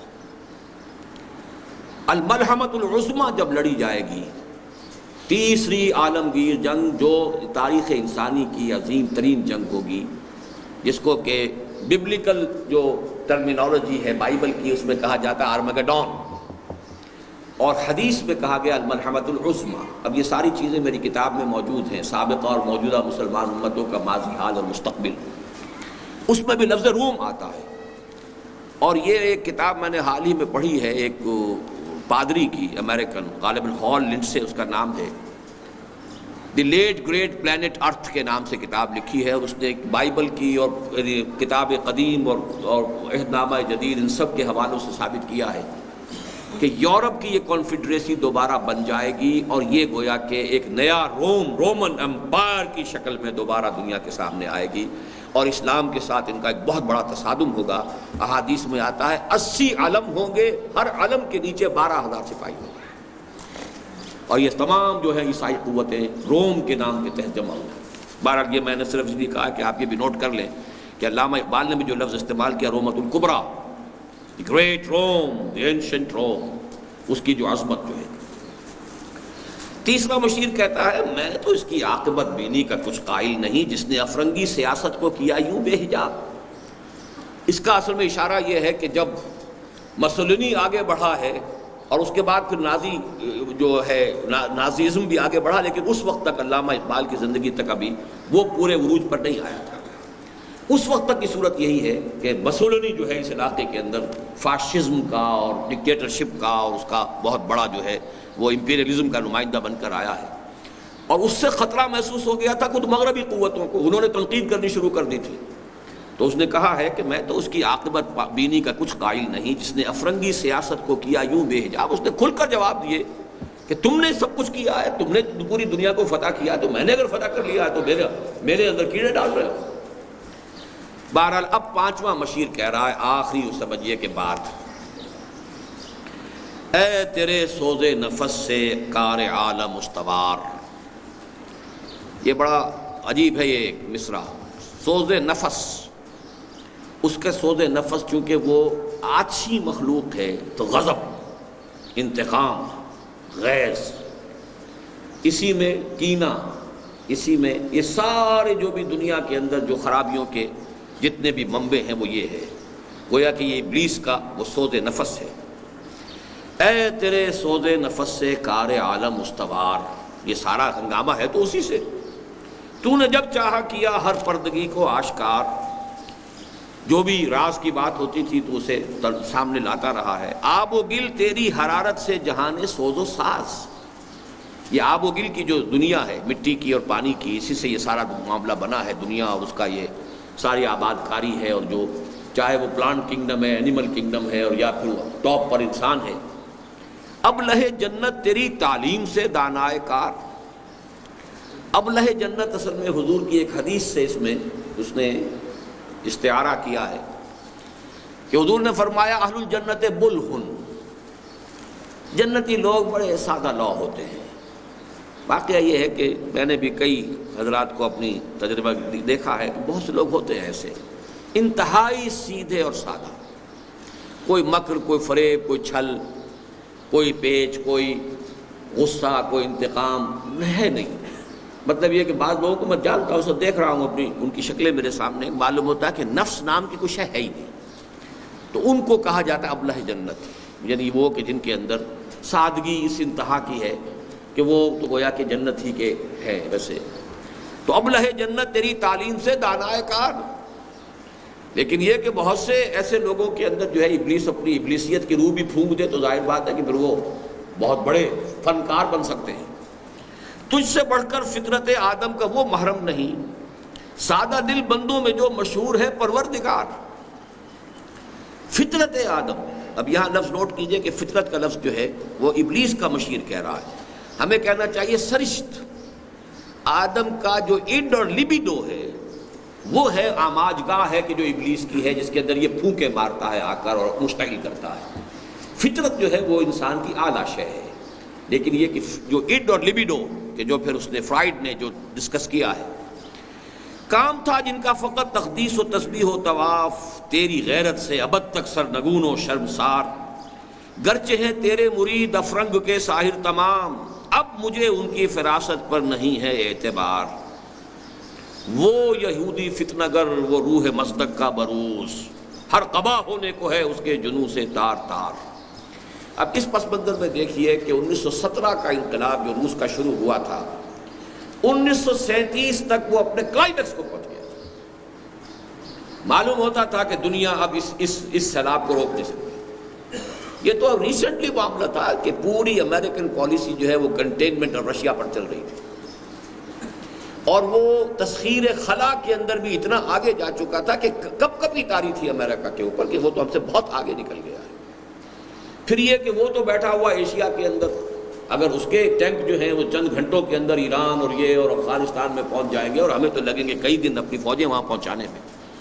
تو واقعہ یہ کہ یہ تو اب کی بات میں کر رہا ہوں، تو آپ سن 36 میں جائیے، جب سن 36 کی یہ نظم ہے، تو وہ جو جس قدر ایک آفل جس کو کہا جاتا ہے، نہایت خوفناک اور نہایت روب کہ ایک تحریک، ایک عظیم تحریک جو ہے، بڑے بڑے تخت اٹھا کر پھینک دیے گئے۔ اب وہ جو ہے ابلیس کا یہ 5واں مشیر جو ہے اس کی طرف اشارہ کر رہا ہے، گرچہ ہیں تیرے مرید افرنگ کے ساحر تمام، اب مجھے ان کی فراست پر نہیں ہے اعتبار۔ وہ یہودی فتنہ گر وہ روح مصدق کا بروز، ہر قبا ہونے کو ہے اس کے جنوں سے تار تار۔ حکیم مصدق جو ہے یہ ایران میں پیدا ہوئے تھے 5ویں صدی عیسوی میں، یعنی حضور صلی اللہ علیہ وسلم سے لگ بھگ 100-150 برس قبل۔ اور یہ ان کا فلسفہ ہے یہ کہ خدا یعنی یزداں وہ تو دنیا میں خیر ہی چاہتا ہے، بھلائی ہی چاہتا ہے، نیکی ہی چاہتا ہے، وہ نیکی کا خدا ہے، لیکن ایک اور ہے قوت، بدی کی قوت ہے، اور وہ ہے اہرمن۔ اور اس اہرمن کا جو سب سے بڑا ہتھیار ہے وہ لوگوں میں حسد اور کینہ اور بغض، یہ بیماریاں ہیں کہ جو اس نے پیدا کی ہیں، اور اس کی وجہ سے دنیا میں فساد ہے، گندگی ہے، سارا جو بھی کچھ ہے برائی ہے وہ وہاں سے ہے۔ اور اس حسد اور کینے کا اور سارا جو ہے سبب کیا ہے؟ 3 چیزوں میں عدم مساوات، زر زن زمین۔ اس میں اگر اونچ نیچ ہوتی ہے تو فساد ہوتا ہے، پھر کینہ ہوتا ہے، پھر حسد ہوتا ہے، پھر بغض ہوتا ہے، پھر مقابلے ہوتے ہیں، پھر جنگیں ہوتی ہیں۔ تو اس کا فلسفہ یہ تھا کہ مصداقیت جس کو کہتے ہیں کہ یہ 3 چیزوں میں تمام انسانوں کو مساوی کر دیا جائے، زر زن زمین، 3 چیزوں میں مساوی۔ اگر ہر ایک مرد کے لیے 2 شادیاں ہو سکتی تو سب کے لیے 2 شادیاں ہوں، اگر ایک ہی ہے تو پھر ایک ہی ہو، اسی طرح زمین ہے، اسی طرح دولت ہے۔ تو اس کو پھر کہا جاتا ہے کہ یہ جو گویا کہ اشتراکیت جو ایک خواب آیا بعد میں، یوں سمجھیے کہ 1500 برس بعد، اس کا ایک حیولہ، اس کا ایک بلیو پرنٹ جو ہے وہ اس وقت مصدق کے فلسفے میں تھا۔ تو بروز کہتے ہیں کسی کا ظہور ہو جانا، گویا کہ وہی روح مصدق جو ہے دوبارہ مارکس کی شکل میں دنیا میں ظاہر ہو گئی ہے کہ جس نے معاشی مساوات کا نعرہ لگایا ہے۔ 528 عیسوی میں اسے نوشیرواں شہنشاہ ایران نے قتل کر دیا تھا، اور پھر 531 میں اس مصدق کے جتنے بھی ماننے والے تھے ایران میں ان سب کو قتل کر دیا گیا۔ وہ یہودی فتنہ گر، وہ روح مصدق کا بروز ہر قبا ہونے کو ہے اس کے جنوں سے تار تار، زاغ دشتی ہو رہا ہے ہم سرے شاہین و چرغ۔ یہ مزدور اور یہ کسان اور یہ جاگیرداروں کے اور یہ گویا کہ کوا جو ہے شاہین کے برابر ہو رہا ہے، یہ تو تلپٹ ہو جائے گی ہماری ساری بساط۔ ہم نے جو کچھ بھی اپنا مکر کا جال پھیلایا تھا ختم ہو کر رہ جائے گا، کہاں غلامی کہاں محکومی، سب ختم ہوئی بات۔ زاغ دشتی ہو رہا ہے ہم سرے شاہین و چرغ، کتنی سرعت سے بدلتا ہے مزاج روزگار، چھا گئی آشفتہ ہو کر وسعت افلاک پر، جس کو نادانی سے ہم سمجھے تھے ایک مشت غبار، ہم سمجھے تھے کہ یہ صرف ایک جو ہے مٹی کی کہ ایک مٹھی بھر مٹی ہے، یہ تو پوری دنیا کے اوپر چھا گئی ہے۔ فتنہ فردا کی ہیبت کا یہ عالم ہے کہ آج کانپتے ہیں کوہسارو مرغزارو جوئے بار، لرزہ طاری ہے۔ جیسے کسی وقت حضرت عمر فاروق رضی اللہ تعالیٰ عنہ کے عہد خلافت میں لرزہ طاری تھا کیسر و کسریٰ کے ایوانوں میں، ایسے کمیونزم نے لرزہ طاری کر دیا۔ مغربی امپیریلزم کے لیے لرزہ، کیپٹلزم کے لیے لرزہ، بھی پیغام ایسا تھا، اتنا انقلابی تھا کہ اس میں اسے اس ابلیس کے پانچویں مشیر کو محسوس ہو رہا ہے کہ ہماری تو سارا جو بھی مکر کا جو بھی جال ہم نے بچھا رکھا ہے اور ساری ہماری بساط تلپٹ ہو کر رہ جائے گی۔ میرے آقا وہ جہاں زیر و زبر ہونے کو ہے، جس جہاں کا ہے فقط تیری سیادت پر مدار۔ اب جو خون ذرا گرم ہوا ابلیس صاحب کا، تو اب ابلیس صاحب کا آخری یہ پریزیڈنشل ایڈریس ہے کہ یہ ہے میرے دستے تصرف میں جہان رنگ و بو، وہی لافظنی جو انوگرل ایڈریس کے شروع میں کے آخر میں تھی، اب یہ جو آخری کنکلوڈنگ لیکچر ہے، کنکلوڈنگ ایڈریس ہے، اس کے شروع میں ہے میرے دستے تصرف میں جہان رنگ و بو، کیا زمین کیا محرمہ کیا آسمان توبتو، دیکھ لیں گے اپنی آنکھوں سے تماشا غرب و شرق، میں نے جب گرما دیا اقوام یورپ کا لہو۔ نوٹ کیجئے 38 میں اقبال کا انتقال ہوا ہے اور اس کی کتنے بعد 3 سال بعد دوسری عالمگیر جنگ چھڑ گئی۔ دیکھ لیں گے اپنی آنکھوں سے تماشا غرب و شرق، میں نے جب گرما دیا اقوام یورپ کا لہو، کیا امامان سیاست کیا کلیسا کے شیوخ، سب کو دیوانہ بنا سکتی ہے میری ایک ہو۔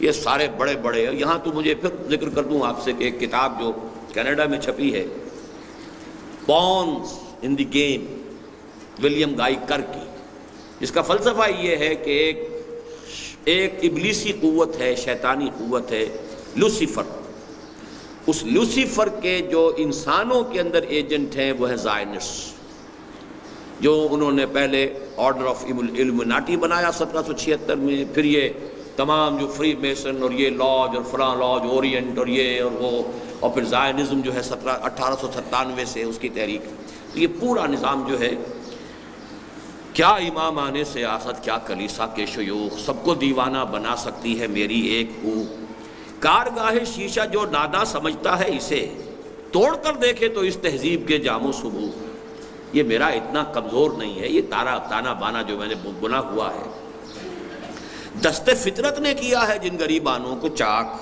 مستقی منطق کی سوزن سے نہیں ہوتے رفو۔ یہ ہے وہ بہت اہم شعر کہ فطرت نے چونکہ مساوات نہیں رکھی ہے، اس کریشن میں کہیں مساوات نہیں ہے، بیلنس ہے، وزن توازن، مساوات نہیں ہے۔ مساوات تو انسان کی ذہنی صلاحیتوں میں نہیں ہے، یک رنگی جو ہے ان کی شکلوں میں نہیں ہے، جینز مختلف ہیں، مرد اور عورت کا فرق ہے، تو یہ تو فرق ہے۔ کوئی قوی جسہ لے کر آتا ہے، کوئی پیدائشی طور پر بیچارہ کمزور ہوتا ہے، اس کے اندر زیادہ محنت اور مشقت کا مادہ نہیں ہوتا۔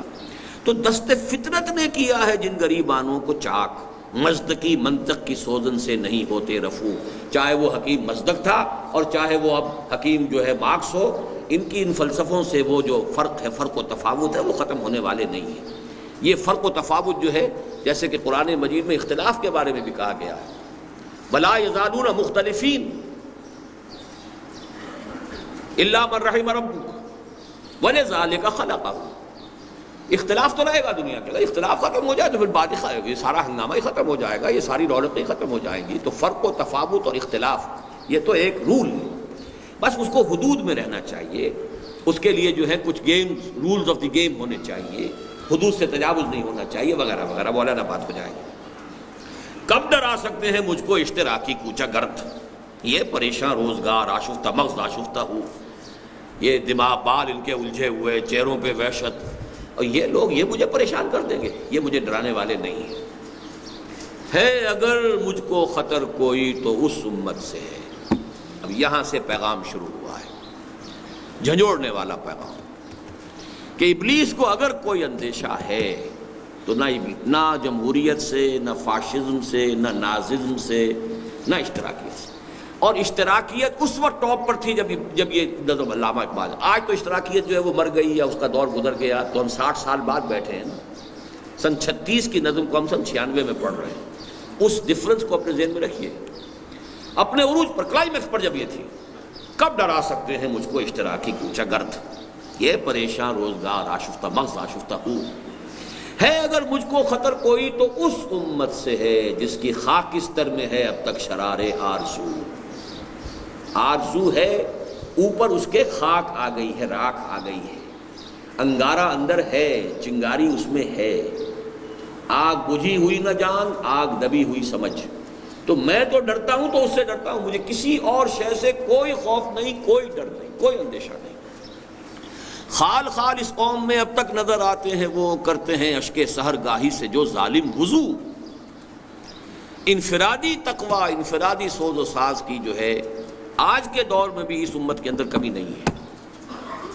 اصل مسئلہ یہ ہے، خال خال ایسے لوگ بھی موجود، جانتا ہے جن پہ روشن باطن ایام ہے، مستقیت فتنہ فردہ نہیں اسلام۔ میرے لیے خطرے کے اگر کوئی معاملہ ہے، کوئی چیلنج ہے، تو وہ مستقیت سے نہیں ہے، وہ اشتراکیت سے نہیں ہے، وہ جمہوریت سے نہیں ہے، وہ اجتماعیت سے نہیں ہے، وہ سرمایہ داری سے نہیں ہے، وہ ہے اسلام سے۔ اب اس کا یہ جو نظم کے اندر کئی اتار چڑھاؤ آئیں گے، خطرہ تو ہے، لیکن خطرے میں اب اس کا دل کا دلاسا دینے والی چیزیں کون سی ہیں؟ جانتا ہوں میں یہ امت حامل قرآن نہیں۔ میرے لیے امید کی بات اگر ہے تو وہ یہ ہے کہ اس امت نے قرآن کو بند کر کے ٹھپ کر کے رکھ دیا، جزدانوں میں ہے، مسلمانی در کتاب اور مسلمانہ در گور۔ جانتا ہوں میں یہ امت حامل قرآن، اس لیے کہ اصل طاقت تو قرآن تھی، اصل اعلی انقلاب محمد کا قرآن تھا صلی اللہ علیہ وسلم، جہاد پر ابھارنے والا قرآن تھا، سرمایہ داری کی مذمت کرنے والا قرآن تھا، قرآن اس نے بند کر دیا، یہ بہت غنیمت ہے۔ جانتا ہوں میں یہ امت حامل قرآن نہیں۔ آج شام کو یہ اس موضوعات پر گفتگو ہوگی، جو حضرات بھی چاہیں آج 7 بجے ہمارا انجمن کا سالانہ اجلاس ہے، اس میں تشریف لائیں، قرآن آڈیٹوریم میں۔ ہے وہی سرمایہ داری بندہ مومن کا دین، وہی زر پرستی، وہی دولت پرستی، وہی سود خوری، وہی سارا معاملہ، وہ اس نے بھی وہ پورا کا پورا دین اختیار کر رکھا ہے، اس پنجے کے اندر بھی پوری طریقے سے وہ پھنسا ہوا ہے۔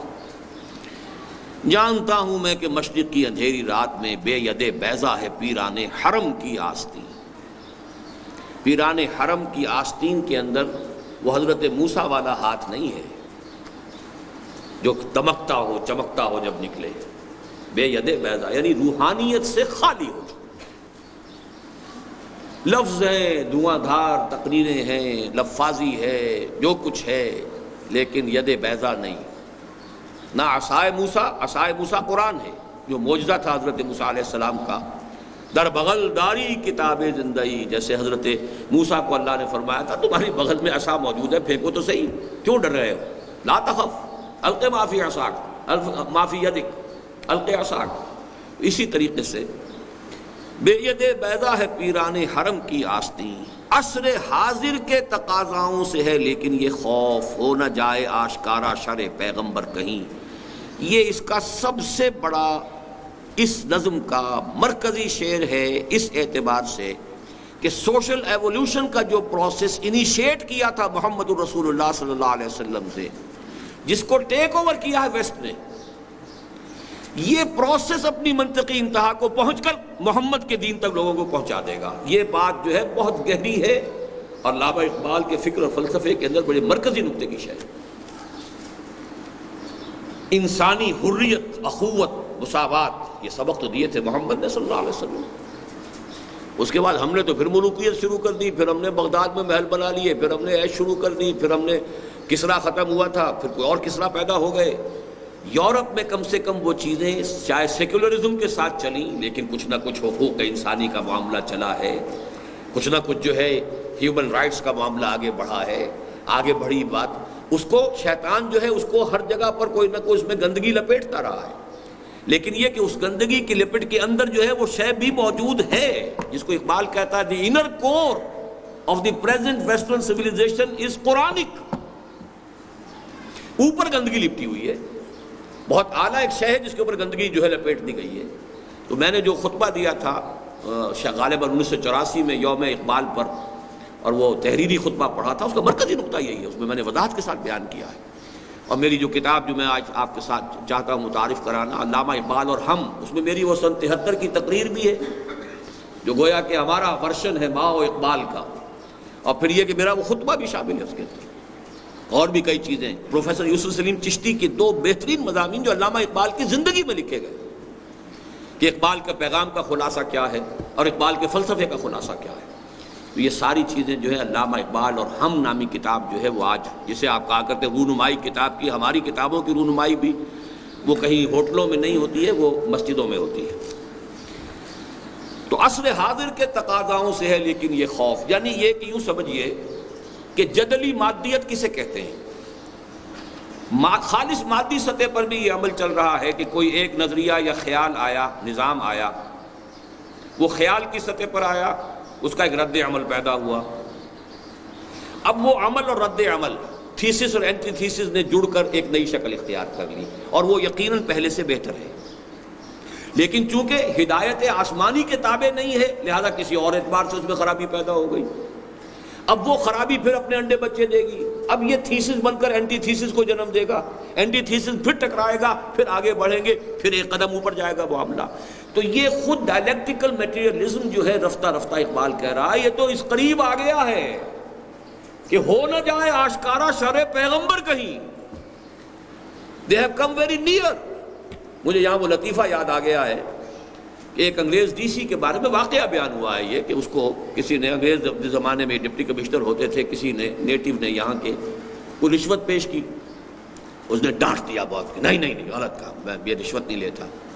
اس پیش کرنے والے نے کچھ اور رقم بڑھا دی، کچھ اور رقم بڑھا دی، کئی مرتبہ رقم بڑھتے بڑھتے اس جگہ آ گئی کہ اب اس نے کہا گیٹ آؤٹ، فوراً نکل جاؤ یہاں سے، اس لیے کہ اب تم میری قیمت کے قریب پہنچ گئے ہو.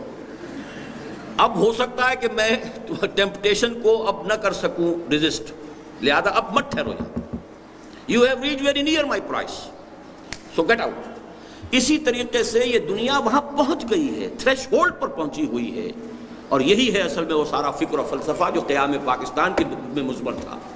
اقبال کا سارا جو خطبہ الہ آباد ہے وہ کیا تھا کہ مجھے یقین ہے کہ ہندوستان کے شمال مغرب میں ایک آزاد مسلمان ریاست قائم ہوگی، اور اگر وہ قائم ہو گئی تو ہمیں موقع مل جائے گا کہ اسلام کی تعلیمات پر دور عرب ملوکیت، عرب امپیریلزم میں جو پردے پڑ گئے تھے، جاگیرداری آ گئی، سرمایہ داری آ گئی، وہ ساری کی ساری بدماشیاں جو بادشاہتوں کے ساتھ ہوتی ہیں وہ مسلمانوں نے شروع کر دی، وہ سارے ظلم اور ایکسپلائٹیشن ہے، وہ سلطان غیر کی کھیتی پہ ہو جس کی نظر، اور جو شخص ایک کسان کی کمائی جو ہے وہ جاگیردار بیٹھ کر کھا رہا ہو.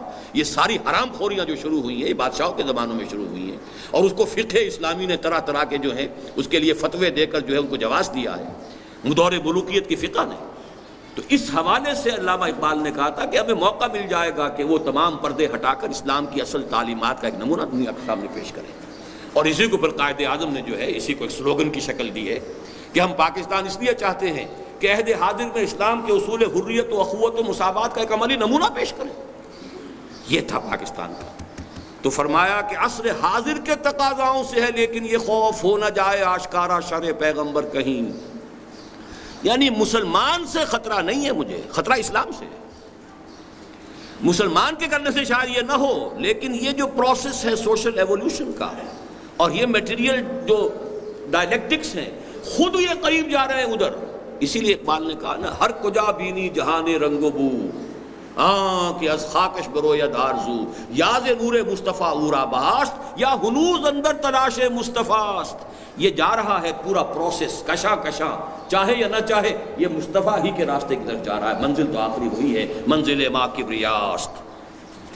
اب وہ چھڑے پیغمبر جو ہے، اس پر چونکہ کئی مرتبہ گفتگو ہو چکی ہے اور میری کتاب میں بڑی وضاحت سے ہے، 20ویں صدی عیسوی میں بر عظیم پاک و ہند میں اسلام کے انقلابی فکر کی تجدید و تعبیر، یہ 3 شعروں میں علامہ اقبال نے اسلام کے سسٹم آف سوشل جسٹس کو اس قدر کھول کر بیان کر دیا ہے، اس کو کہنا چاہیے کہ یہ جوامع الکلم میں سے ہے۔ الحذر آئین پیغمبر سے 100 بار الحذر، حافظ ناموس زن مرد آزما مرد آفری۔ پورا سماجی نظام اسلام کا اس ایک مصرے میں ہے۔ عورت کے ناموس، اس کی عصمت، اس کی عزت کی حفاظت، اس کو ماں اور بیوی اور بیٹی کی حیثیت سے چراغ خانہ بنا کر رکھنا تاکہ اس کی حفاظت ہو، اس کے ناموس کی، اس کی عزت کی، اس کی عصمت کی۔ یہ سارا نظام پردے کا، اور یہ سارا نظام سیگریگیشن کا، یہ سارا نظام سطر کا، حجاب کا، عورت کی عزت اور آبرو کی حفاظت۔ حافظ ناموس زن مرد آزما مرد آفری، مرد کے اوپر، مرد کے لیے چیلنج ہے کہ زندگی کے کٹھن کام تمہارے کرنے کے ہیں، عورت کے کرنے کے نہیں ہیں۔ معاش کمانا تمہارا کام ہے، اس کا کام نہیں ہے۔ بچے وہ پیدا کرتی ہے، تم نہیں کر سکتے، لیکن یہ کہ اس کی خدمت، اس کی دیکھ بھال، اس کی ذمہ داریاں ادا کرنا تمہارا کام ہے۔ اسے بھی تم لا کر کھڑا کرنا چاہتے ہو فیکٹری کے اندر، اور اس کے اوپر وہ مشقت بھی ڈالنا چاہتے ہو۔ بہرحال اگر اس کی کوئی بہت ایمرجنسی ہو تو بات دوسری ہے۔ مرد آزما مرد آفری، جو بھی مردانگی کے اوصاف ہیں وہ پیدا ہونے چاہیے۔ مرد کو اپنے حصے کا کام کرنا چاہیے، عورت کو اپنے حصے کا کام کرنا چاہیے۔ موت کا پیغام ہر نوع غلامی کے لیے۔ نوٹ کر دیجئے کہ سب سے پہلی جو خرابی بیان کی گئی تھی غلامی، اور پہلے مشیر نے بھی یہ کہا تھا، خوئے غلامی میں پختتر اس سے ہوئے خوئے غلامی میں عوام۔ اور میں وہ نظم بھی آپ کو بتا چکا ہوں، آہ ظالم تو جہاں میں بندہ محکوم تھا، میں نہ سمجھی تھی کہ ہے کیوں خاک میری سوزناک۔ الحذر محکوم کی میت سے 100 بار الحذر، یہ الفاظ وہاں بھی الحذر کے ساتھ اس نظم کے اندر بھی، محکوم کی میت سے 100 بار الحذر۔ کوئی کسی غلام کی میت جو ہے میری گود میں نہیں آنی چاہیے، نہ کوئی فخور و خاقہ نہ گدائے رہنشین۔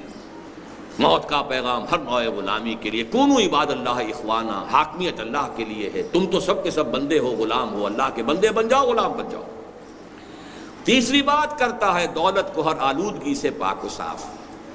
آلودگی سے پاک و صاف کیسے ہوگا؟ حرام سے نہ کمائی گئی، سود سے نہ کمائی گئی، زمینداری سے اور جاگیرداری سے نہ کمائی گئی، جوئے اور سٹے سے نہ کمائی گئی۔ دولت جو ہے یہ تو پھر آلودگی ہے، یہ تو ناپاک دولت ہے۔ پہلی بات تو یہ کہ جو آ رہا ہے وہ پاک ہو، کرتا ہے دولت کو ہر آلودگی سے پاک و صاف، اور منعموں کو مال و دولت کا بناتا ہے امین، کہ تمہارے پاس اس آلودگی سے پاک و صاف دولت بھی جو آئی ہے، اسے اپنی ملکیت نہ سمجھو، امانت سمجھو کہ یہ اللہ کی امانت ہے تمہارے پاس۔ اس میں سے جو تمہاری ضروریات ہیں وہ تمہارا حق ہے، اور جو زیادہ زائد ہے وہ دوسروں کا حق ہے۔ فی اموالہم حق للسائل والمحروم۔ اسی لیے یسألونک ماذا ینفقون قل العفو۔ اس سے بڑھ کر اور کیا فکر و عمل کا انقلاب؟ بادشاہوں کی نہیں، اللہ کی ہے یہ زمین۔ سارا امپیریلزم اور ملوکیت اور جاگیرداری، اور در حقیقت جاگیرداری ملوکیت کے پاؤں ہوتے ہیں۔ جیسے کنسلا ہوتا ہے، اس کے سینکڑوں پاؤں ہوتے ہیں، تو ایک بادشاہ کے سینکڑوں پاؤں ہوتے ہیں جاگیردار جو ہے۔ چشم عالم سے رہے پوشیدہ یہ آئیں تو خوب۔ یہ غنیمت ہے کہ خود مومن ہے محروم یقین، غنیمت ہے ابھی یہ۔ مومن کو اپنی دولت کا پتہ ہی نہیں ہے، اسے یقین ہی نہیں ہے، وہ دوسروں کے پیچھے مارا مارا پھر رہا ہے۔ وہ ثقافت مانگتا ہے کہیں ہندوستان سے اور کہیں انگلستان سے، وہ کوئی نظام مانگتا ہے تو کبھی مانگتا ہے روس سے اور کبھی مانگتا ہے امریکہ سے۔ اس کے پاس اسے معلوم ہی نہیں، محروم یقین ہے۔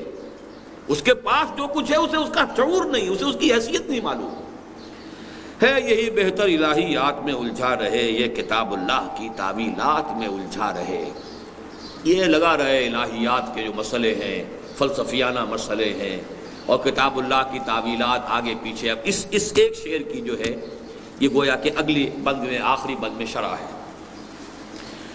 توڑ ڈالیں جس کی تکبیریں طلسم شش جہات، ہو نہ روشن اس خدا اندیش کی تاریک رات۔ یہ آخری اب اس کی ہدایات ہیں اپنے ان تمام جو بھی اس کے مرید ہیں اور جو مشیر ہیں۔ پہلا کام تو یہ ہے اس مسلمان اللہ سے ڈرنے والے مسلمان کی رات تاریک ہی رہنی چاہیے، ہو نہ روشن اس خدا اندیش کی تاریک رات۔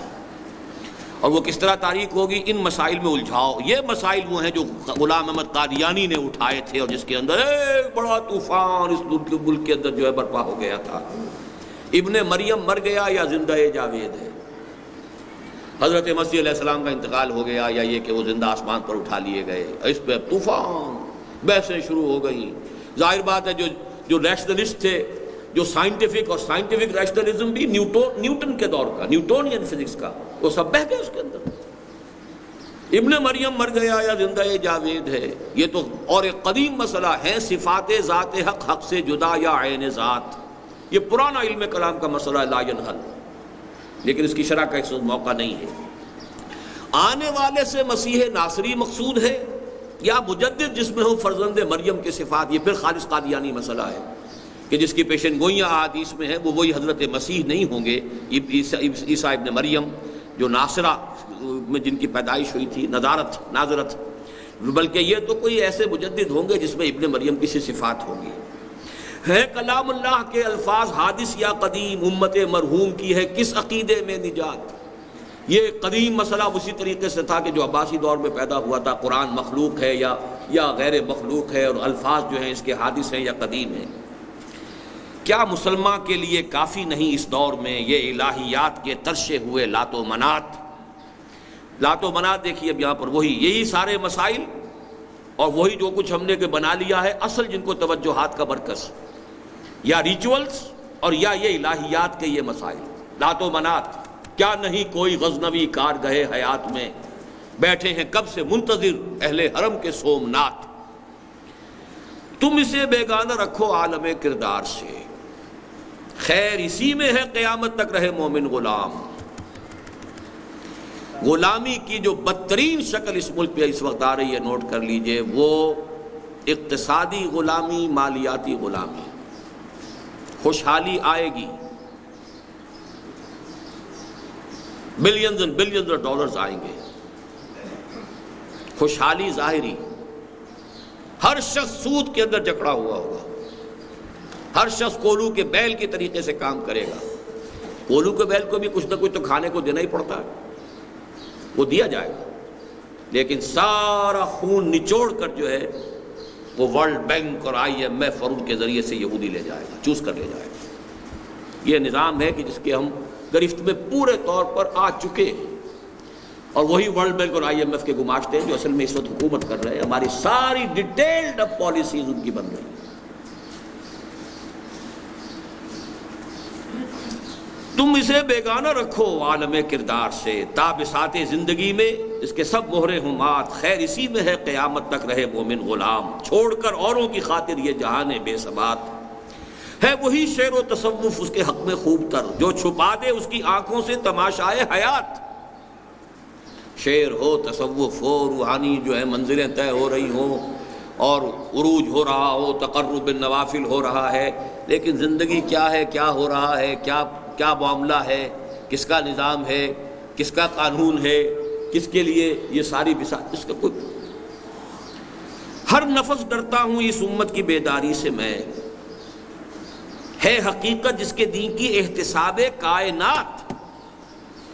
مست رکھو ذکر و فکر صبح گاہی میں اسے، پختہ تر کر دو مزاج خانقاہی میں اسے، اسی میں لگائے رکھو۔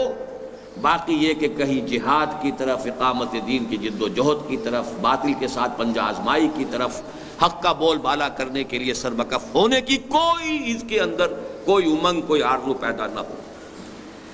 ہے وہی تیرے زمانے کا امام برحق جو تجھے حاضر و موجود سے بیزار کرے۔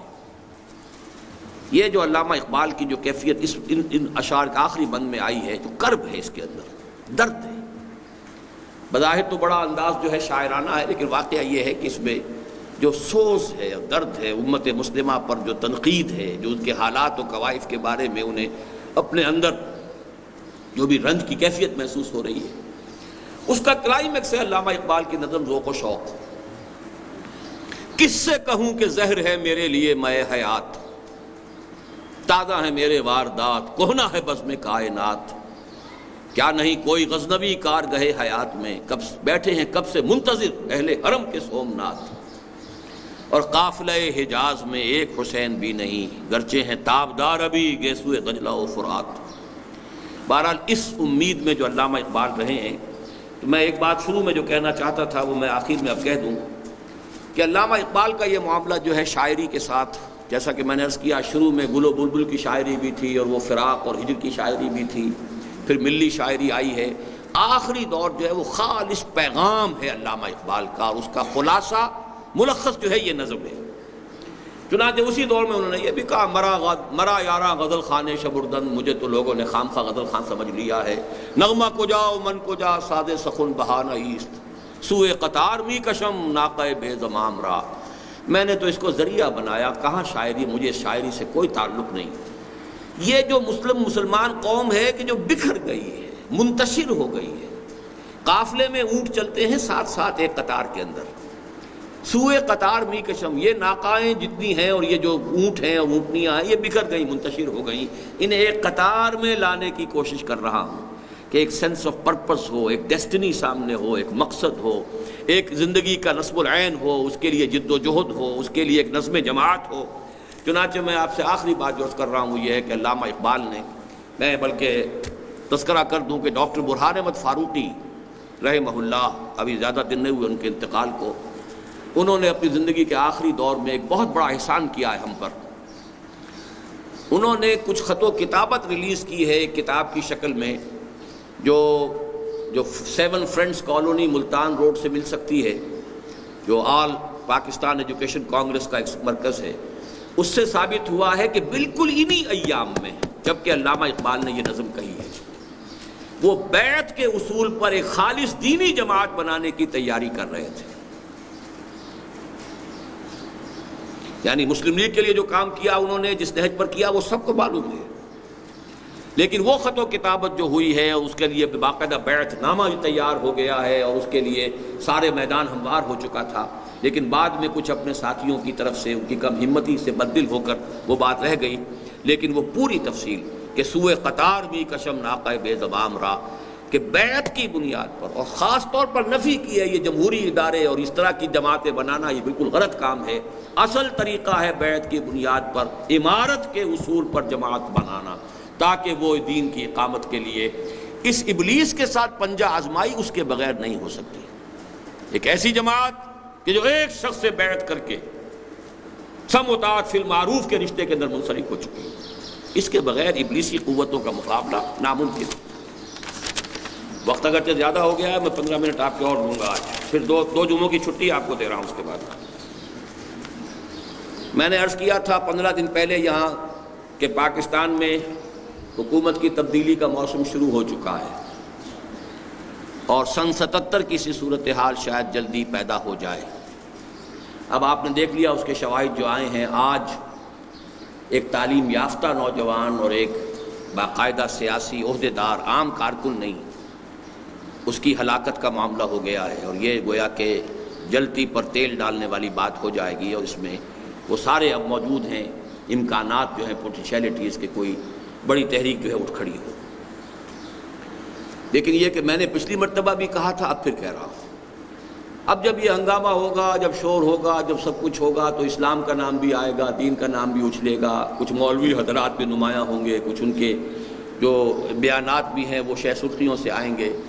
لیکن اچھی طرح سمجھ لیجئے کہ نظام کا بدلنا اور شے ہے، چہروں اور ہاتھوں کا بدلنا اور شے. اگر اس فرق کو ملحوظ نہیں رکھیں گے تو بہت سے ساتھی ہوتے ہیں اپنی سادہ دلی میں، اہل الجنت بلغن، وہ سادہ دلی جو ہے، ان کی سادہ دلی میں وہ پھر بہہ جاتے ہیں ان چیزوں کے اندر. ہمارا معاملہ یہ ہے کہ ہمیں اپنی پوری توجہ مرکوز کرنی ہے اس ابلیسیت کے مقابلے کے لیے ایک منظم قوت فراہم کرنے کی. باقی تو سب اس کے مرید ہیں، وہ کوئی بھی ہو. اس وقت جو بھی سیاسی عنصر اس ملک میں ہے وہ امریکہ کی گرفت سے باہر جا سکتا ہی نہیں. کوئی انقلابی قیادت کے جو لوگوں میں مرنے کا مادہ پیدا کر دے، اور بہت بڑی تعداد میں مرنے والے لوگ، اس کے بغیر نہیں ہوگا. تو اس کو اپنے ذہن میں رکھیے، اپنی توجہات کو ادھر ادھر بھٹکنے نہ دیجیے. ایک میں نے پیشن گوئی اور بھی کی تھی، اس وقت بھی کچھ ہلکی سی خبر بھی تھی ملاقات کی، لیکن آج وہ بیان بھی باقاعدہ مولانا نورانی میاں کا آ گیا ہے کہ نواز شریف صاحب کے ساتھ اتحاد ممکن ہے. میں نے کہا بھی تھا کہ یہ نیچرل الائنس ہوگا، اور میں ویلکم کرتا ہوں، اب بھی ویلکم کرتا ہوں. نے بارہا کہا ہے کہ اصل میں جو ماضی کے جو بھی ایک تقسیمیں ہمارے ہاں تھیں اس کے اعتبار سے جو بریلوی مکتب فکر کے علماء ہیں یا ان کے جو سیاسی حضرات ہیں ان کو مسلم لیگ کے ساتھ ہی رشتہ جوڑنا چاہیے، اسی کے ساتھ تعلق اختیار کرنا چاہیے، تاکہ جو بھی ہمارے ہاں سیاست ہے اس میں جو بھی ایک استحکام پیدا ہوا ہے اس حوالے سے کہ اب ایک مضبوط جماعت مقابلے میں ہے. جو غلط نظام ہے جو چل رہا ہے اس نظام کو تو کم سے کم جو اس کے اصول ہیں اس کے مطابق چلایا جائے. تو اس حوالے سے ٹو پارٹی جو ایک صورت بن چکی ہے ہمارے ہاں اسی کو رکھنا چاہیے. باقی یہ کہ بقیہ مذہبی جماعتیں کیا کریں گی، وہ ملی یکجہتی کونسل کا تو ایک گویا کہ بڑا حصہ اگر اس طریقے سے کٹ جاتا ہے تو مجھے پہلے بھی کوئی امید نہیں تھی، اب بھی کوئی امید نہیں ہے کہ کوئی بھی انتخابی اتحاد مذہبی جماعتوں کا ہو سکے. واللہ اعلم. ایک بات سپریم کورٹ کے فیصلے کے بارے میں عرض کرنی ہے کہ میرے نزدیک نہایت خوش آئند بات ہے. جو جدید ریاست کے 3 پلرز ہوتے ہیں ان میں ایک اعتبار سے کہ دستور کی کسٹوڈین ہوتی ہے جوڈیشری، تو اگرچہ عملی حصہ ایگزیکٹو کا زیادہ ہے اور عملی حصہ جو ہے وہ لیجسلیچر کا زیادہ ہے، لیکن اس میں توازن قائم کرنا یہ در حقیقت جوڈیشری کا کام ہے. اور یہ ادارہ ہمارے ہاں بالکل برباد ہو گیا تھا، اس کی جو بھی پریسٹیج ہے وہ ختم ہو چکی تھی، اس کی توہین و تذلیل ہو چکی تھی، اس کا تقدس سارا پامال ہو چکا تھا. تو میں سمجھتا ہوں کہ یہ بھی در حقیقت ہمارے اور بھارت کے حالات میں جو مشابہت ہے اس کی ایک علامت ہے کہ وہاں پر بھی جوڈیشری نے ایک طریقے سے جو ہے وہ ایک بغاوت کی ہے، اور یہاں پر بھی انہوں نے جو فیصلہ دیا ہے اس سے یہ کہ ان کا بھی ایک اپنی سیلف رسپیکٹ بھی بحال ہوئی ہے اور عوام کے اندر بھی اعتماد بحال ہوا. اگرچہ اس سے جو اندیشے ہیں اب شریعت کورٹ کے وغیرہ کے، یہ چیزیں میں پہلے بھی کہتا رہا ہوں کہ یوز لیس، ایبسولوٹلی میننگ لیس، یوز لیس انسٹیٹیوشنز ہیں. یہ چند مولویوں کو بہت اچھی اچھی تنخواہیں وغیرہ ملتی رہی ہیں، اللہ خیر صلی اللہ، اس کے سوا کچھ نہیں، اس کا کچھ حاصل نہیں ہوا ہے. اور یہ سارا کام جو ضیاء الحق صاحب نے کیا تھا انفاؤنڈڈ تھا، بنیادیں تھی نہیں، اور غلط سلط انٹ شنٹ جو ہے وہ دستور کے اندر ادھر سے ادھر ادھر سے ادھر کر دیا. حالانکہ سوچ سمجھ کے کوئی بات ہوتی تو جو چیز اس کے منافی تھی اس کو نکالتے، لیکن وہ نہیں، بس وہ ایڈہاکزم جو تھا کہ وقتی طور پر اپنی حکومت کو چلانا ہے جتنا بھی لمبا چل جائے. تو اس کا جو ہے وہ نتائج سامنے آ رہے ہیں، دیکھیں گے جو بھی اللہ کو منظور ہو. اقول قولی ھذا واستغفر اللہ لی ولکم ولسائر المسلمین والمسلمات.